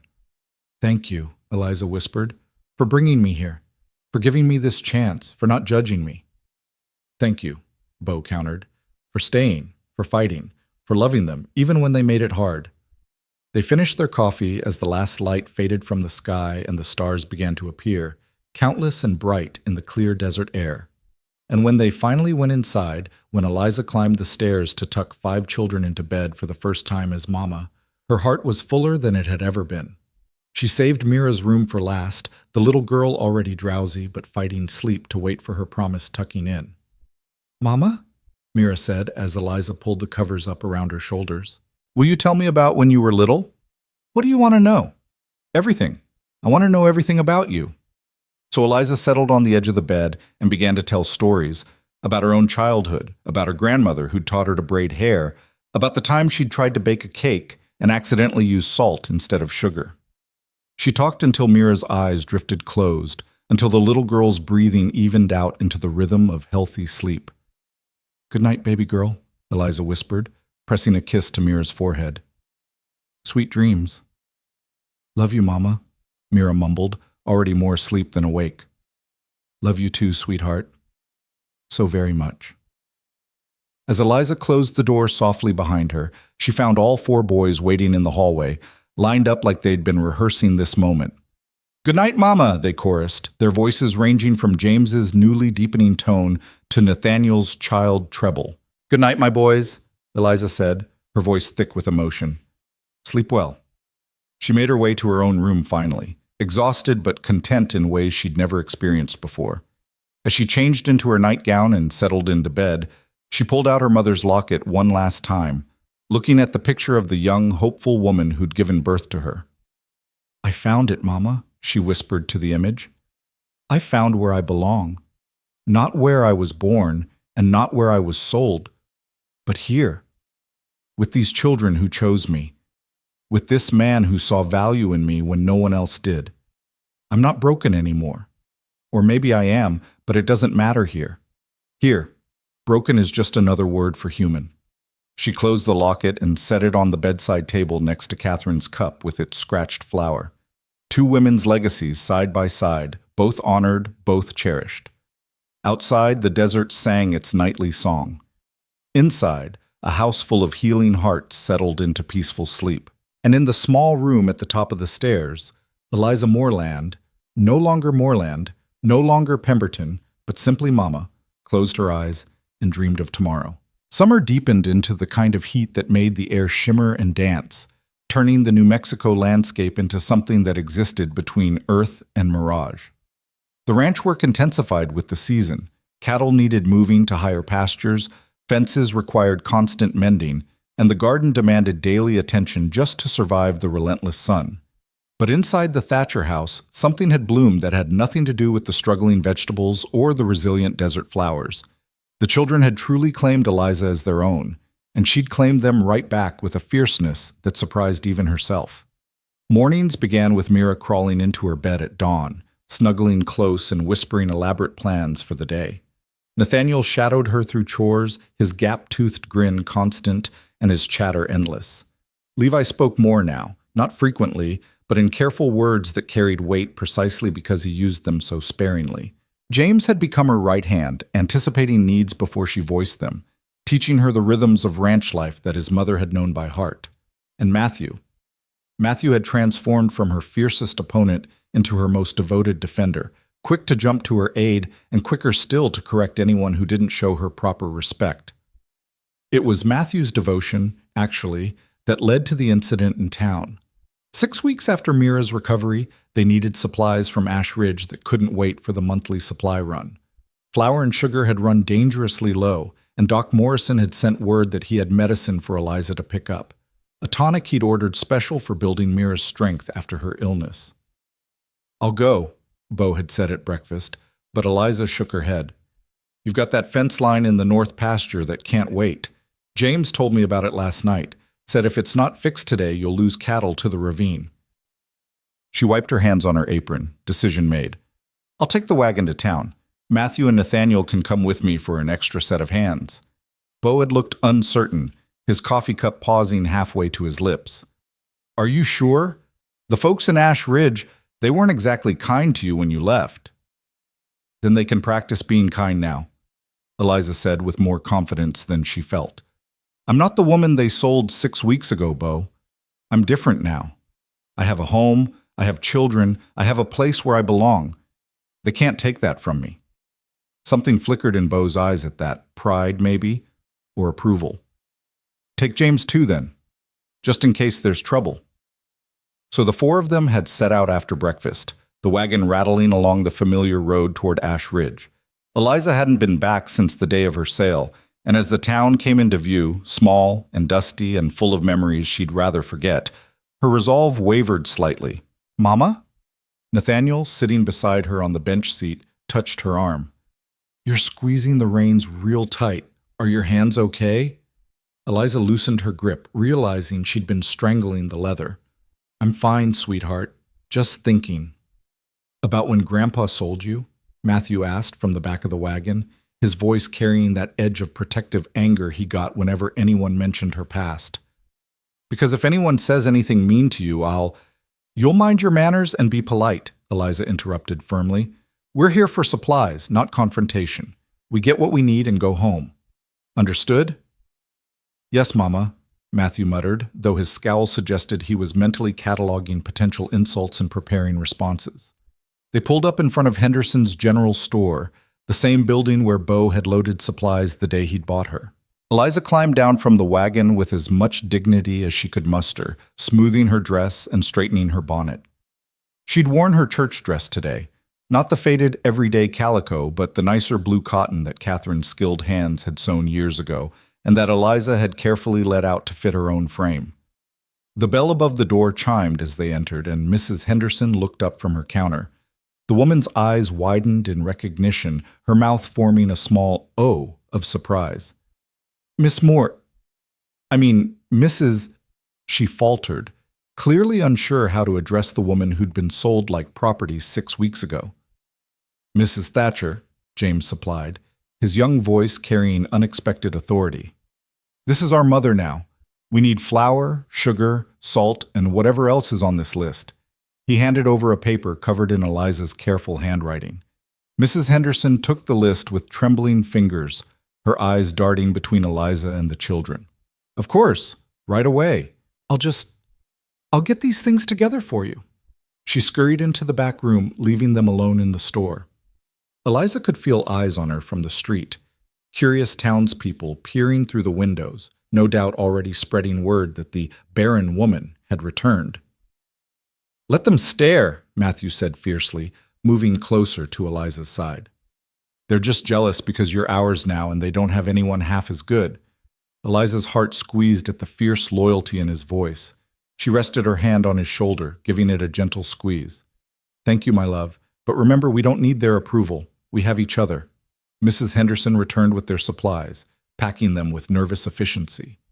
As she tallied the cost, the bell chimed again, and Eliza's stomach dropped. Harold Pemberton's mother swept into the store like a ship under full sail, all rustling black silk and righteous indignation. She'd been in mourning since Harold's death, and apparently planned to wear her grief like armor indefinitely. Margaret, she addressed Mrs. Henderson without looking at Eliza. I need black thread and... She stopped mid-sentence as her eyes landed on Eliza. You. The word was packed with enough venom to kill a rattlesnake. Eliza kept her expression neutral, her hands folded calmly in front of her. Mrs. Pemberton, I hope you're well. Well? The older woman's face flushed an alarming shade of purple. Well, you have the audacity to ask about my well-being when you're standing there dressed like you have some claim to respectability? When everyone knows what you are? That barren ghost who killed my son with her deficiency?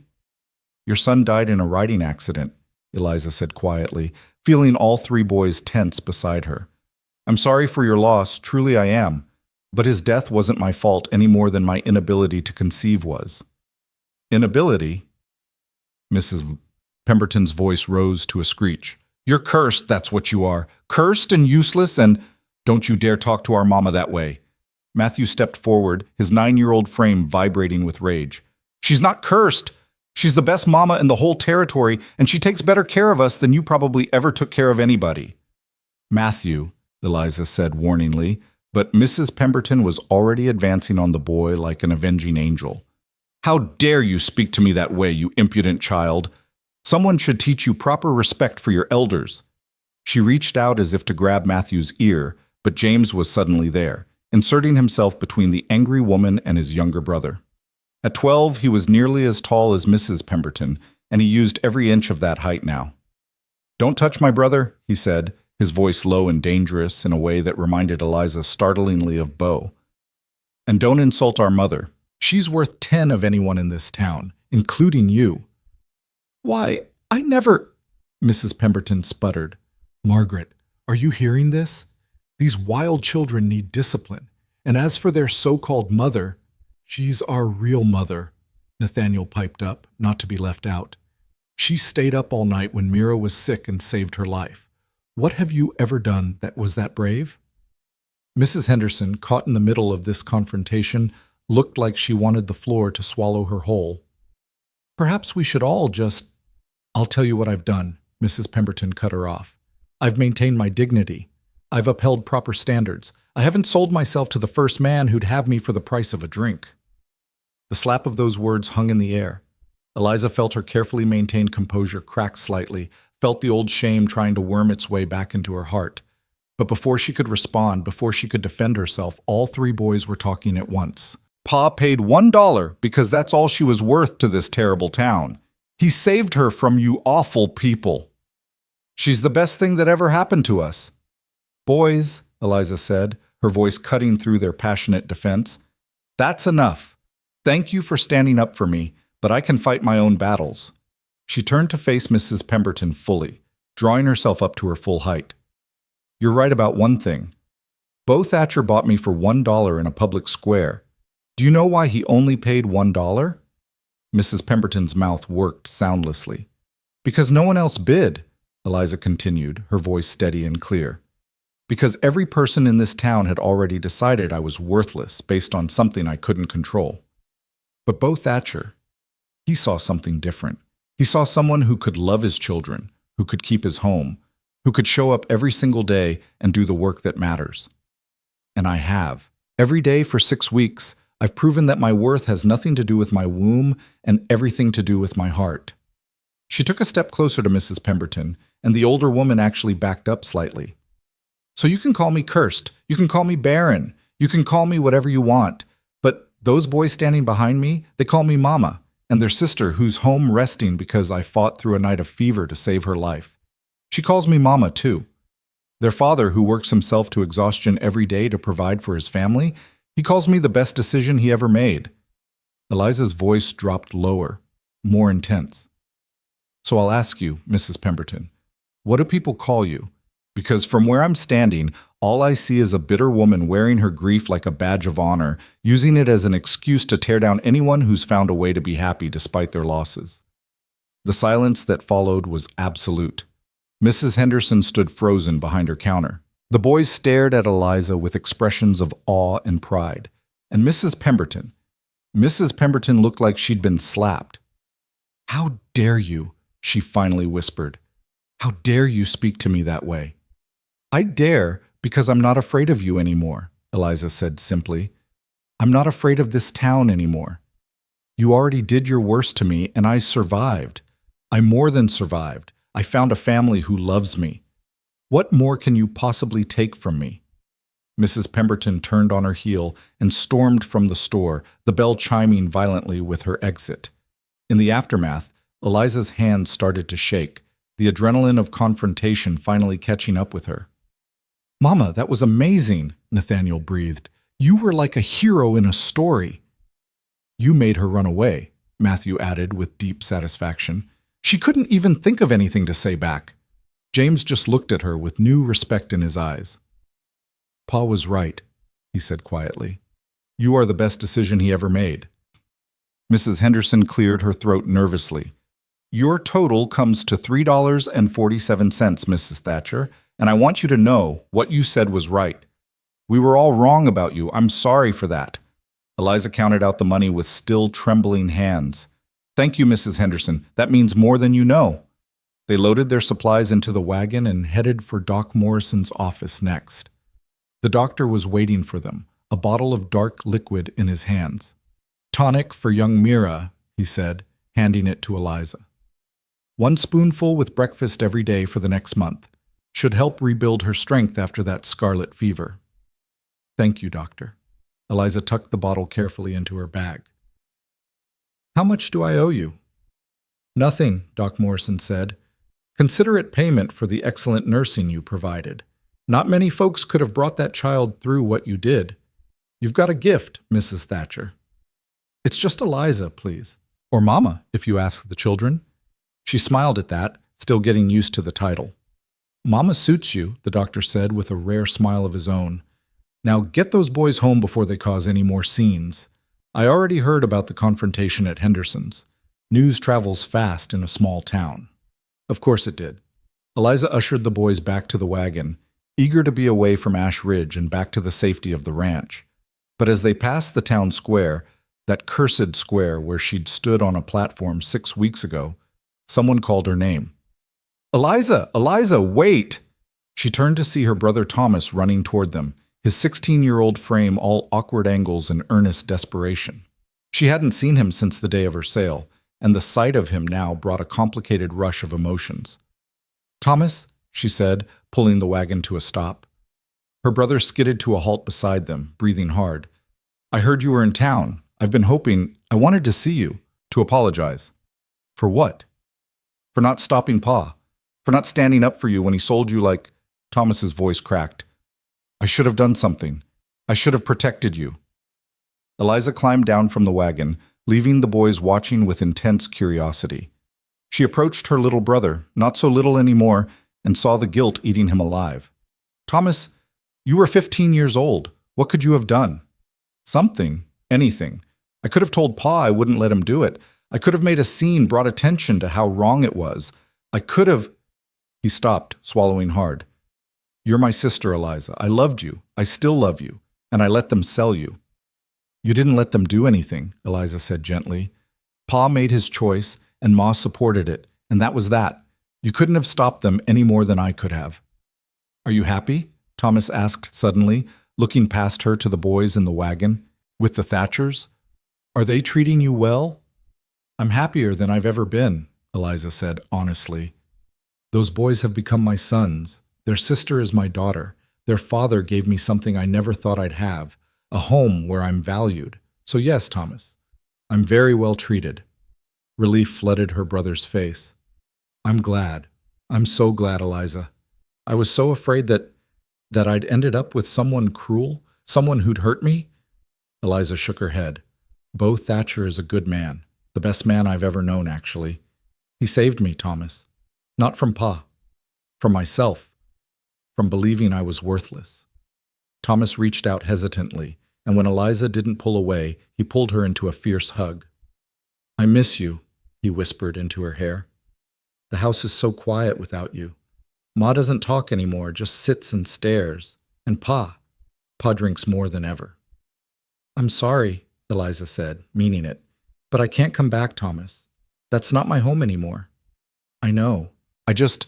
Can I visit you? At the ranch? I want to make sure you're all right, and I want to meet your new family properly." Eliza pulled back, considering. "Let me talk to Bo first. But yes, I'd like that. I'd like for you to see that I'm truly happy." They parted with promises to arrange a visit, and Eliza climbed back onto the wagon feeling lighter somehow. She'd faced her demons today, Mrs. Pemberton's cruelty, the town's judgment, her own family's complicated feelings, and she'd survived. More than survived. She'd stood her ground. "Mama?" Matthew said as they left Ash Ridge behind. "Was that your brother?" "Yes, that was Thomas." "Is he nice? Can we trust him?" The fierce protectiveness in Matthew's voice made Eliza smile. "He's nice, yes. And he's family, both my old family and potentially part of our new family, if he'd like to be." "Our family's getting bigger," Nathaniel observed happily. "First we got you, now maybe we'll get an uncle too." James, more practical, said, "Pa will want to know about the incident at the store, about Mrs. Pemberton." "I'll tell him," Eliza assured him. "All of it. He deserves to know." They rode home in comfortable silence, the afternoon sun beating down, but the wagon full of supplies, and the children full of pride in their mother's bravery. When they finally pulled up to the ranch, Bo was waiting on the porch, clearly anxious about how the trip had gone. One look at Eliza's face, and his shoulders relaxed. "No trouble?" "Some trouble," Eliza admitted, climbing down. "But nothing we couldn't handle. Boys, help unload these supplies. Your father and I need to talk." The boys scattered with the efficiency of well-trained soldiers, and Eliza followed Bo around to the back of the house, where they could have privacy. She told him everything. Mrs. Pemberton's venom, the boys' fierce defense, her own confrontation with the older woman, and finally, the unexpected reunion with Thomas. Bo listened in silence, his face unreadable. When she finished, he was quiet for a long moment, staring out at the distant mountains.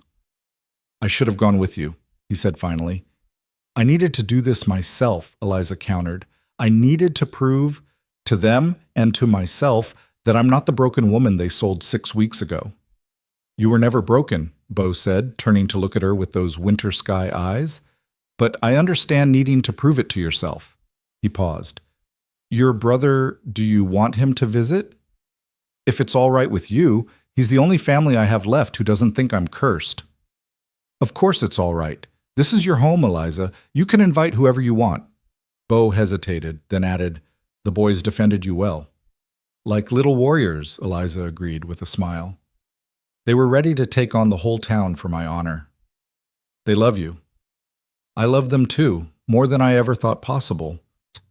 Something shifted in Bo's expression at that, something she couldn't quite name. He took a step closer, close enough that she could feel the warmth radiating from his sun-heated skin. "Eliza, I need to tell you something. I've been trying to find the right words for weeks now, but there never seems to be a right time, and—" "Pa! Mama!" Mira's voice rang out from the house. "Come quick, Levi's talking." They rushed inside to find all 5 children gathered in the main room, staring at Levi with expressions of shock and delight. The quiet boy stood in the center of them, his face flushed but his eyes bright. "What happened?" Bo demanded. "Levi, son, are you all right?" "I'm fine, Pa," Levi said in his soft, careful voice. "I just wanted to tell Mama something important, and it felt like the words were ready to come out, so I let them." "What did you want to tell me, sweetheart?" Eliza asked, kneeling down to his level. Levi looked at her with those enormous, solemn eyes. "I wanted to say thank you for staying when Mama Mira was sick, for loving us even though we're not yours by blood, for being brave today in town when people were mean. You're a good mama, and I'm glad Pa brought you home." Eliza's vision blurred with tears. "Oh, Levi, my sweet boy. I'm glad he brought me home too. So very glad." Levi stepped forward and wrapped his arms around her neck, hugging her with the fierce intensity of a child who'd been saving up affection for months. Eliza held him tight, feeling the last piece of her new family click into place. That evening, after the children were fed and bathed and tucked into bed, after the kitchen was cleaned and the house settled into nighttime quiet, Eliza found herself once again on the back porch with Bo. They'd fallen into this habit over the weeks, sharing the end of the day together, talking over coffee or just sitting in companionable silence. Tonight Bo seemed nervous, his coffee untouched in Catherine's cup that Eliza had insisted he reclaim for himself. "You said you needed to tell me something earlier," Eliza prompted gently, before Levi interrupted. "Yes." Bo set down his cup and turned to face her fully. "Eliza, I want you to know that I never intended, that is, when I brought you here, I only meant to hire help, someone to care for the children while I worked. That's all." "I know that," Eliza said, confused by where this was going. "But somewhere along the way things changed. You changed from hired help to family. The children changed from tolerating you to loving you. And I—" He stopped, running a hand through his hair in frustration. "I'm making a mess of this." "Bo, just say what you need to say." He met her eyes, and the intensity in his gaze made her breath catch. "I'm not ready to marry again. Maybe I never will be. Catherine she was everything to me, and losing her nearly destroyed me. I can't imagine trying to build that kind of love again." Eliza's heart sank, even though she'd never dared to hope for anything beyond what they already had. "I understand. But," Bo continued, reaching out to take her hand, "I want you to know that you're not just hired help anymore. You're not just the woman who cares for my children. You're part of this family, Eliza, permanently, whether I ever marry again or not. Whether you stay as the children's mother or eventually decide to build a life elsewhere, you'll always have a home here. You'll always have us. Do you understand?" "I'm not going anywhere," Eliza whispered. "This is my home. You're my family. I don't need marriage or a title beyond Mama. I just need this life we've built together." Relief flooded Bo's face. "Good. That's good. I just needed you to know that you're secure here, that I'm not going to suddenly decide I don't need you anymore, or that you've fulfilled your purpose and can leave. You're ours, Eliza, for as long as you want to be." "Forever then," Eliza said, squeezing his hand. "I want to be yours forever." They sat together in the darkness, holding hands like children seeking comfort, like friends bound by something deeper than romance. And overhead, the stars wheeled in their ancient patterns, bearing witness to a family that had been broken and was slowly, painfully, beautifully healing itself back together. Inside the house, 5 children slept peacefully, secure in the knowledge that their mama would be there in the morning and the morning after that, and all the mornings stretching out into a future that finally felt safe. And on the back porch, 2 adults who'd each lost everything found themselves grateful for what they'd found in each other. Not passion, perhaps, but partnership. Not romance, but respect. Not the love songs promised, but something steadier, something that just might last. Autumn arrived with unexpected gentleness, the brutal summer heat giving way to cooler mornings and evenings painted in shades of gold. The change in seasons brought its own rhythm to the ranch. Harvest time, preparations for winter, the constant cycle of work that never truly ended but shifted its focus with the turning of the year. Eliza had been with the Thatchers for 4 months now, and the transformation was complete. She no longer felt like an outsider looking in, no longer questioned her right to make decisions or discipline the children or rearrange the kitchen to suit her preferences. This was her home. These were her children, and she'd earned every inch of belonging through sweat and tears and stubborn refusal to give up.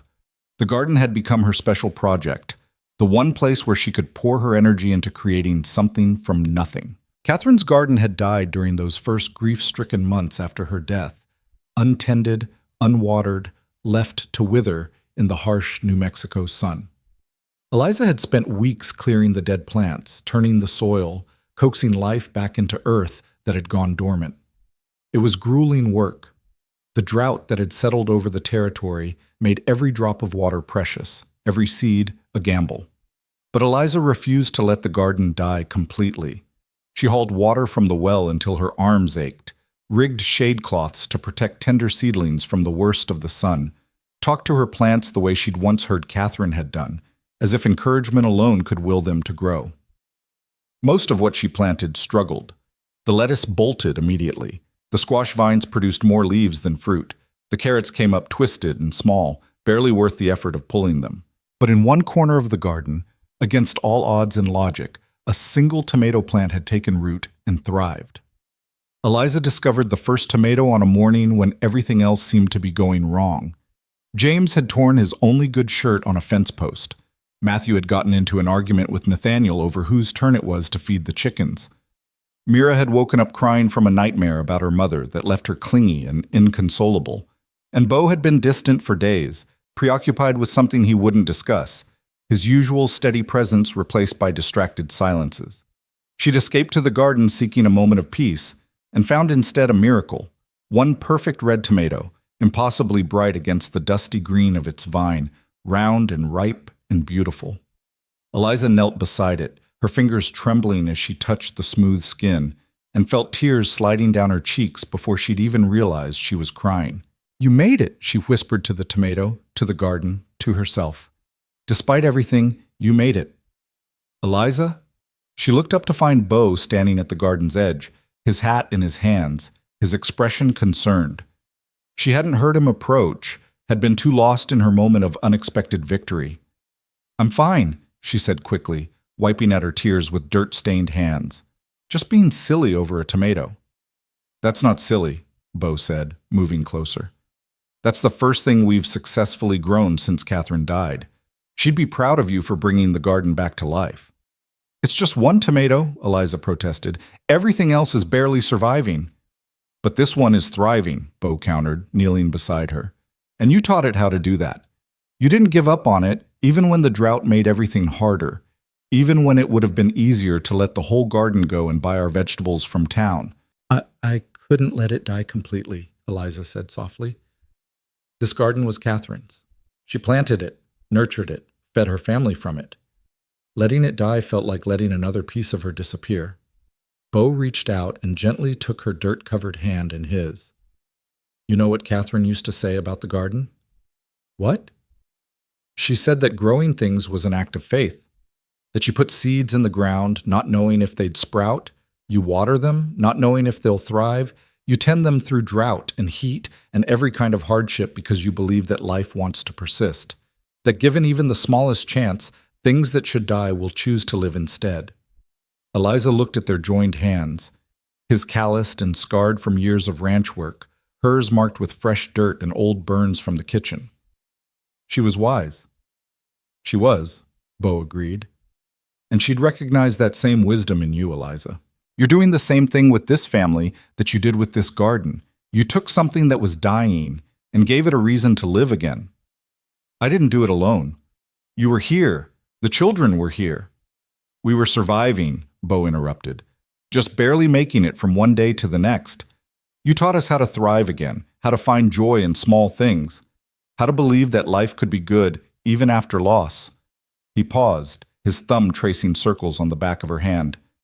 I need to tell you something I should have told you weeks ago. Eliza's heart started beating faster. What is it? Before Bo could answer, Matthew's voice rang out from the house. Mama, Mama, there's people coming. Fancy people in a wagon. Bo stood quickly, pulling Eliza to her feet.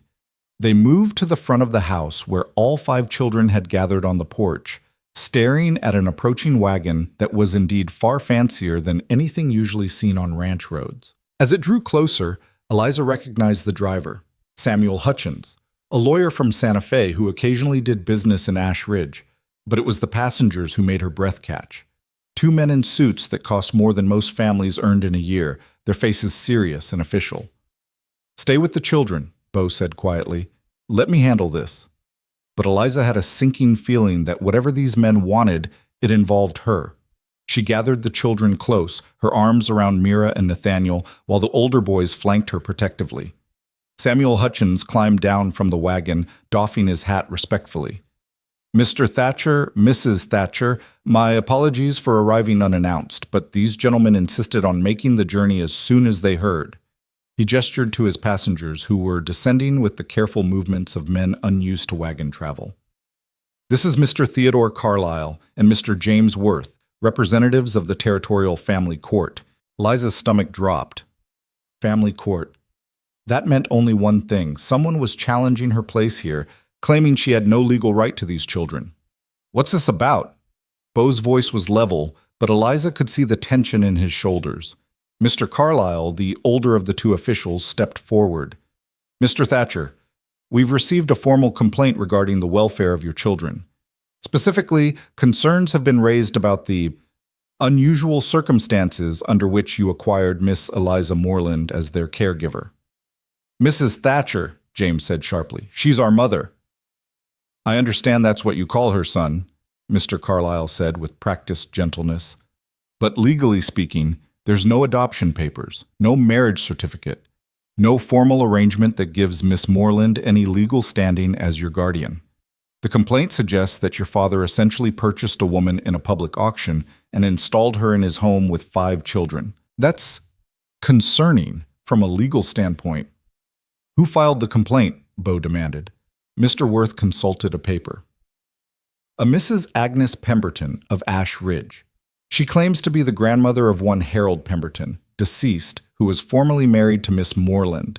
She's arguing that a woman who was sold like property, who failed to produce children in a legitimate marriage, has no business raising children unsupervised. That's a lie, Matthew shouted. Mama's the best.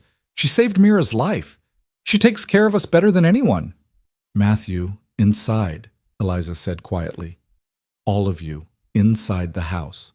But Mama, inside now. Let your father and me handle this. The children reluctantly obeyed, though she could see faces pressed against the windows immediately, watching with fearful eyes. Once they were gone, Eliza turned to face the officials with her head held high. Mrs. Pemberton has never forgiven me for not giving her grandchildren, she said clearly. Her son's death was convenient ammunition, but this isn't about my fitness as a mother. This is about revenge for not fulfilling her expectations. Be that as it may, Mr. Carlyle said, we're obligated to investigate any formal complaint regarding child welfare. We'll need to inspect the home, interview the children, and assess whether they're being properly cared for. Of course, Bo said tightly.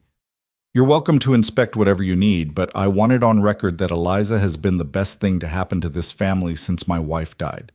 My children love her. She's transformed our home, and if you try to take her from us, you'll have a fight on your hands. No one's talking about taking anyone anywhere yet, Mr. Thatcher, Samuel Hutchins interjected. Let's all take a breath and handle this professionally. The next 2 hours were excruciating. The officials went through every room of the house, making notes about cleanliness and organization. They checked the children's sleeping arrangements, examined their clothes for signs of wear or neglect, looked through the pantry to assess food supplies. They questioned each child separately, asking about their daily routines, whether they were happy, whether they felt safe, whether Eliza had ever mistreated them in any way. Eliza stood in the kitchen the whole time, her hands gripped so tightly together that her knuckles had gone white. Bo stayed close, a solid presence at her shoulder, but even his support couldn't calm the terror rising in her chest. They were going to take her away. She'd finally found a home, a family, a purpose, and it was going to be ripped from her because of one bitter woman's vendetta. When the officials finally emerged, the children trailing behind them with tear-stained faces, Mr. Carlyle's expression was unreadable. "Based on our investigation," he said formally, "we've found the following. The home is exceptionally well maintained. The children are clean, well-fed, and properly clothed. They show no signs of physical abuse or neglect. In fact, they appear to be thriving under Miss Moreland's care." Relief flooded through Eliza so powerfully she nearly collapsed. Bo's hand steadied her elbow. "However," Mr. Carlyle continued, and the relief turned to ice, "the legal irregularity of the situation remains concerning. Miss Moreland has no formal standing as these children's guardian. If something were to happen to you, Mr. Thatcher, she'd have no legal claim to them. They could be taken by relatives, sent to an orphanage, or distributed among other families. That's not a stable situation for children who've already lost one parent." "Then tell me what I need to do to fix it," Bo said urgently. "Whatever legal paperwork you need, whatever arrangements have to be made, I'll do it. Just tell me how to protect her place in this family." Mr. Worth and Mr. Carlyle exchanged glances. "The simplest solution would be marriage," Mr. Worth said. "If Miss Moreland were your legal wife, her position as the children's mother would be unassailable. No one could challenge it." "Then we'll marry," Bo said without hesitation. Eliza's heart stopped. "Bo, no, you said you weren't ready. You said you might never be ready." "I also said you were part of this family permanently," Bo countered, turning to face her. "I meant that, Eliza. If marrying you is what it takes to keep you here, to protect you from people like Agnes Pemberton, then that's what we'll do." "But that's not— You can't marry me just to satisfy a legal technicality," Eliza protested. "You loved Catherine. You said you couldn't imagine building that kind of love again. I won't trap you in a loveless marriage just because some spiteful woman filed a complaint." "Who said anything about loveless?" Bo asked quietly. The world seemed to tilt. Eliza stared at him, unable to process what he was suggesting. "What?" "I loved Catherine," Bo said, his winter sky eyes holding hers with an intensity that made her forget anyone else was present. "I'll always love Catherine. She was my first love, the mother of my children, the woman who built this home. But Eliza, somewhere in the last 4 months, I've come to love you too. Differently, maybe. Not the same passionate rush I felt at 20, but something steadier. Something that feels like coming home after a long day, like coffee on a cold morning, like a tomato that shouldn't grow but does anyway," Eliza whispered, understanding flooding through her. "Exactly like that," Bo agreed. "You took root in impossible soil, Eliza. In a house full of grief. In a family that was barely surviving. In a man who thought he'd never feel anything but loss again. And despite everything, you thrived. You made us thrive. And I don't want to imagine a life without you in it." "Ma, I love you too," Eliza said, the words spilling out before she could second-guess them. "I didn't mean to. I wasn't supposed to. But I do. I love you, and I love those children, and I love this life we've built together." "Then marry me," Bo said, "not because the law requires it, though that's convenient. Not because you need legal protection, though you do. Marry me because I'm asking you to, because I want you as my partner in everything, because I choose you every single day, and I want the world to know it."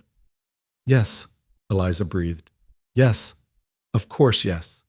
The kiss that followed was witnessed by 2 officials, 1 lawyer, and 5 children pressed against the windows, and it was perfect, gentle, and certain, and full of promise. Mr. Carlyle cleared his throat loudly. "Well, that was efficient. I assume you'll want us to perform the ceremony. We have the authority to marry couples in emergency circumstances, and I'd say this qualifies." "How soon?" Bo asked, not taking his eyes off Eliza. "We could do it right now, actually. We'd need 2 witnesses who aren't the couple or related to them." "I'll witness," Samuel Hutchins volunteered immediately, "and I'm sure one of the ranch hands could serve as the second witness." "Ranch hands are all out in the far pasture today," Bo said. "Won't be back until sundown." "Your brother could witness," Eliza said suddenly. "Thomas. He wanted to visit anyway, and this way he could be part of it. If someone could ride to Ash Ridge—" "I'll go," James volunteered, bursting from the house. "I'll ride fast, Mama.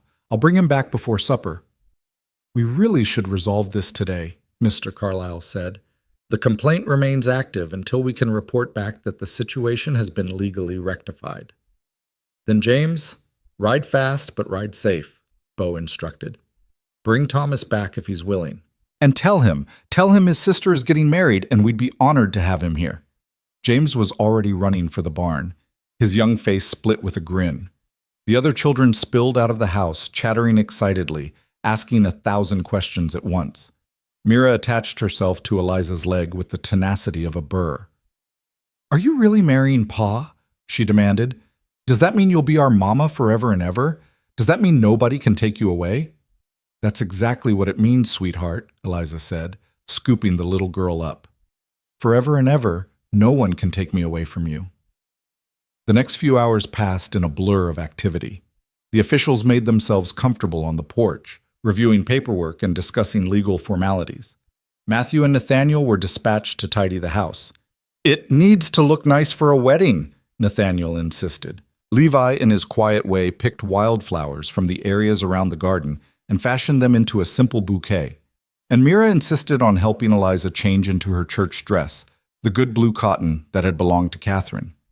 "Mama Catherine would want you to wear it," Mira said seriously, smoothing the fabric. "She'd be happy that Pa found you. She'd want him to be happy again." "Do you really think so?" Eliza asked, her throat tight with emotion. "I know so," Mira said with the absolute certainty of childhood. "I asked her last night in my prayers, and she told me. She said to tell you thank you for taking care of us, and that she's glad we're going to be a real family now." Eliza gathered the little girl close, tears streaming down her face. "I'm glad too, baby girl. So very glad." Thomas arrived just as the sun was beginning its descent toward the mountains, dusty from the ride and wide-eyed at the chaos he'd entered. James had explained the situation during the journey, so he came prepared with congratulations and barely contained excitement. "You're happy?" he asked Eliza privately, searching her face for any sign of doubt. "This is what you want?" "More than anything," Eliza assured him. "I know it probably seems rushed and under strange circumstances, but Thomas, I love him. I love this family. This is where I belong." "Then I'm happy for you," Thomas said, pulling her into a hug. "You deserve this, Eliza. After everything Pa and Ma put you through, after everything this town said about you, you deserve to be loved." The ceremony itself was simple but profound. They gathered in front of the house as the sunset painted the sky in impossible colors, the whole family arranged around them. Mr. Carlyle spoke the words with surprising gentleness, his official formality softening in the face of such obvious affection. "Do you, Beauregard Thatcher, take this woman to be your lawfully wedded wife, to have and to hold from this day forward, for better or worse, for richer or poorer, in sickness and in health, as long as you both shall live?" "I do," Bo said clearly, his eyes never leaving Eliza's face. "And do you, Eliza Moreland, take this man to be your lawfully wedded husband, to have and to hold from this day forward, for better or worse, for richer or poorer, in sickness and in health, as long as you both shall live?" "I do," Eliza whispered, her voice thick with tears. "By the authority granted to me by the territory of New Mexico, I now pronounce you husband and wife. You may kiss your bride." The kiss was witnessed by 5 cheering children, 1 beaming brother, 2 pleased officials, and 1 satisfied lawyer, and it felt like sealing a promise that had been made weeks ago but was only now being formalized. When they broke apart, Bo rested his forehead against hers and murmured, "Hello, Mrs. Thatcher." "Hello, Mr. Thatcher," Eliza replied, laughing through her tears. The children swarmed them immediately, demanding hugs and attention and reassurance that this meant everything was settled now, that Mama was theirs forever, that the mean lady from town couldn't take her away. Eliza held each one, promised them everything they needed to hear, felt the last piece of her broken heart click into place. After the officials and Samuel Hutchins had departed, taking with them official documentation of the marriage that would close Mrs. Pemberton's complaint permanently, and after Thomas had ridden home with promises to visit again soon, the newly expanded Thatcher family gathered around the dinner table for a celebratory meal. Eliza had prepared Catherine's special pot roast recipe, and dessert was a single perfect tomato, sliced and shared among 7 people with reverence usually reserved for communion. "This is the best tomato I've ever tasted," Nathaniel declared around his mouthful. "That's because Mama grew it," Mira said proudly. "She made it grow when everything else was dying." "She taught us that sometimes the most important things are the ones that seem impossible at first," James added, his 12-year-old wisdom making him sound far older. "Like making a garden grow in a drought, or making a family heal after losing someone, or finding love when you thought you'd lost the ability to feel it." Bo reached across the table and took Eliza's hand, squeezing gently. "Your brother's getting philosophical in his old age." "He's right, though," Eliza said. "All the best things are the ones that shouldn't work but do anyway. Like this family, like this life, like us." After dinner, after the children had been tucked into bed with extra hugs and reassurances, after the house had settled into peaceful quiet, Eliza and Bo found themselves once again on the back porch, sharing the end of the day together. But tonight was different. Tonight they sat closer, his arm around her shoulders, her head resting against his chest. "I was trying to figure out how to ask you," Bo said into the comfortable silence, "before those officials showed up. I'd been working on it for weeks, trying to find the right words, the right moment. I wanted to do it properly, romantically, not as a response to a legal threat." "I don't care about romantic gestures," Eliza said. "I care that you meant it, that you weren't just saying it to satisfy Mr. Carlyle." "I meant every word," Bo assured her. "Catherine taught me that love doesn't have to look the same every time, that you can love someone with passion and fire, and you can love someone else with steadiness and comfort, and both kinds of love are real. Both kinds matter." "I'll never try to replace her," Eliza promised, "in your heart or in this house." "You're not replacing her," Bo said gently. "You're writing a new chapter. Catherine was the story of my youth, my first great love, the mother who gave my children life. You're the story of my second chance, the woman who taught me that life continues even after loss, the mother who gave my children hope. There's room for both stories in one life." They sat together watching the stars emerge, talking quietly about their hopes for the future, making plans for the ranch and the children in the garden that would need replanting in spring. And as the night deepened and the desert sang its ancient song, they moved inside together for the first time as husband and wife, ready to build on the foundation they'd been constructing since that day in Ash Ridge, when a desperate man paid $1 for a woman the world had decided was worthless. The years that followed were not easy. Ranch life never was. And raising 5 children through adolescence into adulthood presented challenges that no amount of love could completely smooth over. But through it all, through droughts and good harvests, through children's triumphs and heartbreaks, through the slow mellowing that came with age and experience, Eliza and Bo built something that lasted. The garden flourished under Eliza's patient care, eventually producing enough vegetables to feed the family and sell surplus in town. Matthew grew into a fine young man, his anger transformed into passion for justice that led him to study law. James took over more and more of the ranch operations, his steady competence a mirror of his father's. Levi found his voice, and with it, a talent for storytelling that kept the family entertained on long winter nights. The twins, inseparable as always, grew into capable adults who never quite lost their childhood joy.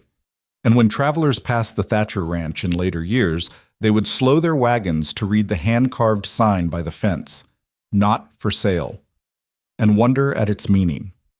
The locals knew the story, of course, how Bo Thatcher had bought his second wife for a single dollar in a public auction, how she'd arrived broken and left whole, how she'd taken a dying garden and a grief-stricken family and loved them back to life through sheer stubborn refusal to give up. Some said the sign referred to the ranch itself, a declaration that no amount of money could convince the Thatchers to abandon the land they'd worked so hard to maintain. Others claimed it was about the garden, about Eliza's fierce protection of the space she'd brought back from the dead. A few romantic souls insisted it was about love itself, a reminder that the best things in life, once freely chosen, could never be bought or sold. They were all right, in their way. On summer evenings, long after the children had grown and started families of their own, Eliza and Beau could still be found on that back porch, gray-haired and weathered, but content in ways that had nothing to do with ease and everything to do with choosing each other every day for decades. They'd share coffee from the old tin cups, Catherine's with its scratched flower, and Eliza's that Levi had given her that first week, and talk about the day's work and the grandchildren's latest adventures, and whether the garden would need extra water tomorrow. And sometimes when the light was right and the evening air carried the scent of tomatoes ripening in the garden, Eliza would remember standing on that platform in Ash Ridge, being sold like cattle, believing her life was over. She'd remember the tall rancher who'd stepped forward with a single silver dollar and a promise that she wouldn't be judged anymore. She'd remember 5 grieving children who'd taught her that family was a choice, not an accident of biology. And she'd remember the moment she'd understood that broken things could still grow, that impossible soil could still nurture life, that a woman worth $1 could become priceless through the simple act of staying.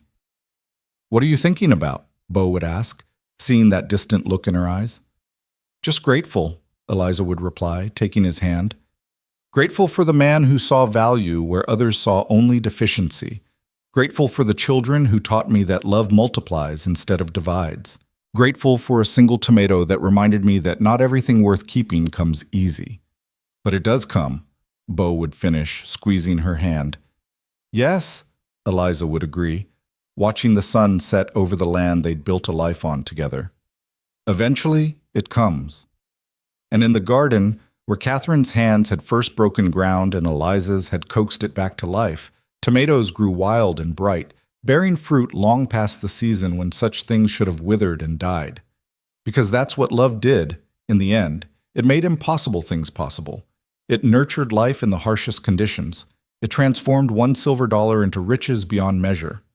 The sign by the fence, "Not for sale," stood for generations, its meaning clear to anyone who cared to understand.